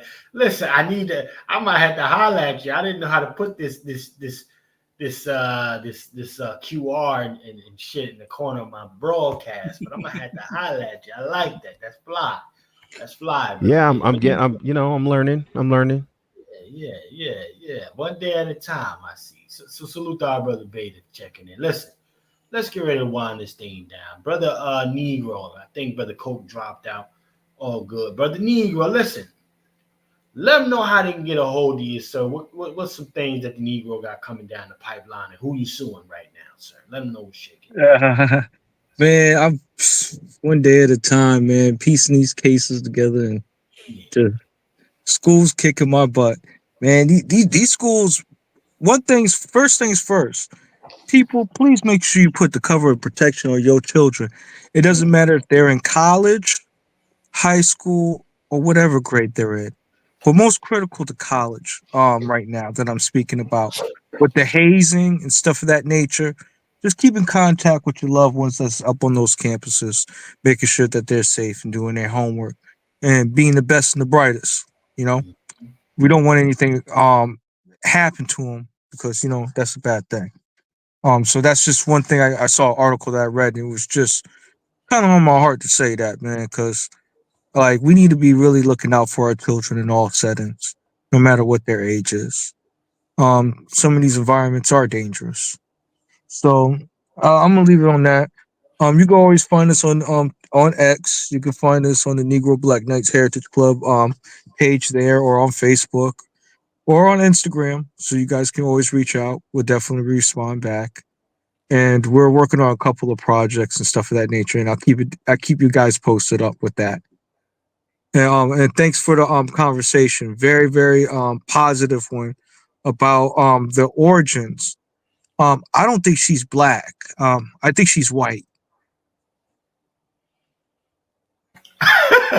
Salute to the Negro for that. Listen, we're gonna do part 2, so y'all definitely be on the lookout for this. We'll do part 2 sometime over the weekend, or possibly even tomorrow. I just gotta see what the brother's schedules look like.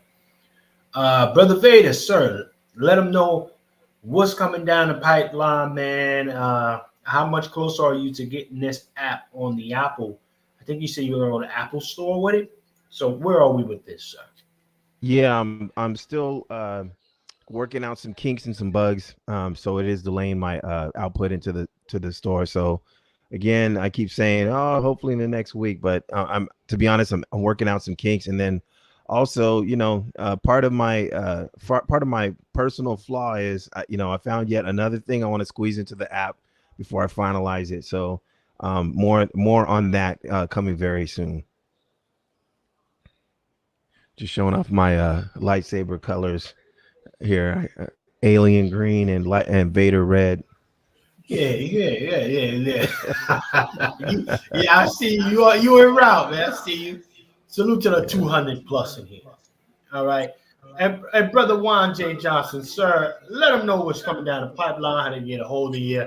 And definitely, we're getting closer to this election, sir. So they definitely need to know how to get some firearms training, sir. So you got the floor. If you cannot go to lwftraining.com, find you somebody who can teach you how to become a responsible gun owner, gun user. Anybody that's an instructor, I would say legal too. We at a junction where I need everybody to be serious about becoming responsible gun owners, gun users. I need you to be serious about protecting yourself, protecting your families, your friends, your community, your county, your state, and maybe the nation, if you've been paying attention to what's going on in Israel and Iran, because we ain't dealt with that yet. We're this close. We're like that DEFCON between 2 or 3, real close to having the world war. Okay, you got Putin already told his folks to come on back to Russia. It's just that serious, and we didn't have this conversation. Okay, the Kamala piece was good, but I need you guys to be serious about being responsible gun owners, gun users. I need you to be also serious about going and getting the waters you need, the non-perishables you need, to stocking up. Okay, we got a strike right now on the East Coast, so the price is about to go up. We don't know how long this strike gonna be around, so go to the stores and get your supplies right now. Okay. Also, I need you to, again, don't become no soft target and be out here in these streets, going to these stadiums, going to these theaters, these parks, where you become an easy soft target for somebody who needs maximum casualties. Okay? It's just that serious. I mean, again, I think a lot of this stuff we've seen on these platforms is just entertainment to keep you from being serious about what's really going on. Okay? You'll see me on these streets every now and then, because I'm storing up. I'm doing what needs to be done to get ready for what's going to happen, because I know what's going to happen. I just want you to have that mindset that we are at war. We're funding 2 wars, And now we're about to be engaged in this whole crazy war with Iran. And we got soldiers and a dang on brigade on our shores who are waiting for the sign to strike. And that's my comment.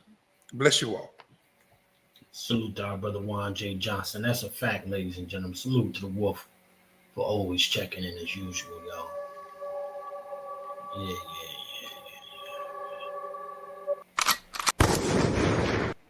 Yes, indeed, ladies and gentlemen. I will say this. We're in a very interesting place as a people, ladies and gentlemen.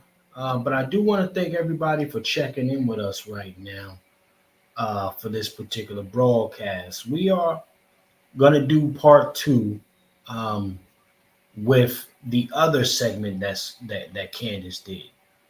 As we are going through this stuff, we'll go through it with her. She's up to, I think this chick is up to damn near part 6 right now, part 5 or 6. So she's doing she's really in that chick. She on her head. But in this context, she's You just step in there next. She's actually doing that. So I can't even hate on her, when it comes to certain things right now. But ladies and gentlemen, remember to go and catch the replay. If you're catching that replay, ladies and gentlemen, don't forget to support that program, right? You're there, hit the like as well, ladies and gentlemen. But support the program, $ FTS49 or the Venmo @From the Soil, ladies and gentlemen. All right, help us keep the kitchen open and cooking the way you like it. And also, don't forget to go ahead and check out that merch, all right, from the soil.tv, ladies and gentlemen. Go ahead and check that merch out as well to get your stuff, keep you moving and grooving the way you need to be going. You understand me? So, also, I want y'all, ladies and gentlemen, to be on the lookout. I will be releasing either tomorrow or Saturday just a little preview of the Patreon. Okay, we got our cooking series that's going to be coming out for y'all live. So it'll be some live interaction with me on Patreon, only Patreon. Okay, so I definitely want y'all to be on the lookout for that. It's also in the description right now. Become a Patreon member for updates. Go ahead and do that. Cooking with Chef C. So, with that being said, ladies and gentlemen, I want to thank everybody for joining us here today. And remember, in a system of white degeneracy, you stand for nothing, you fall for anything. My name is Chef C, and I'm out.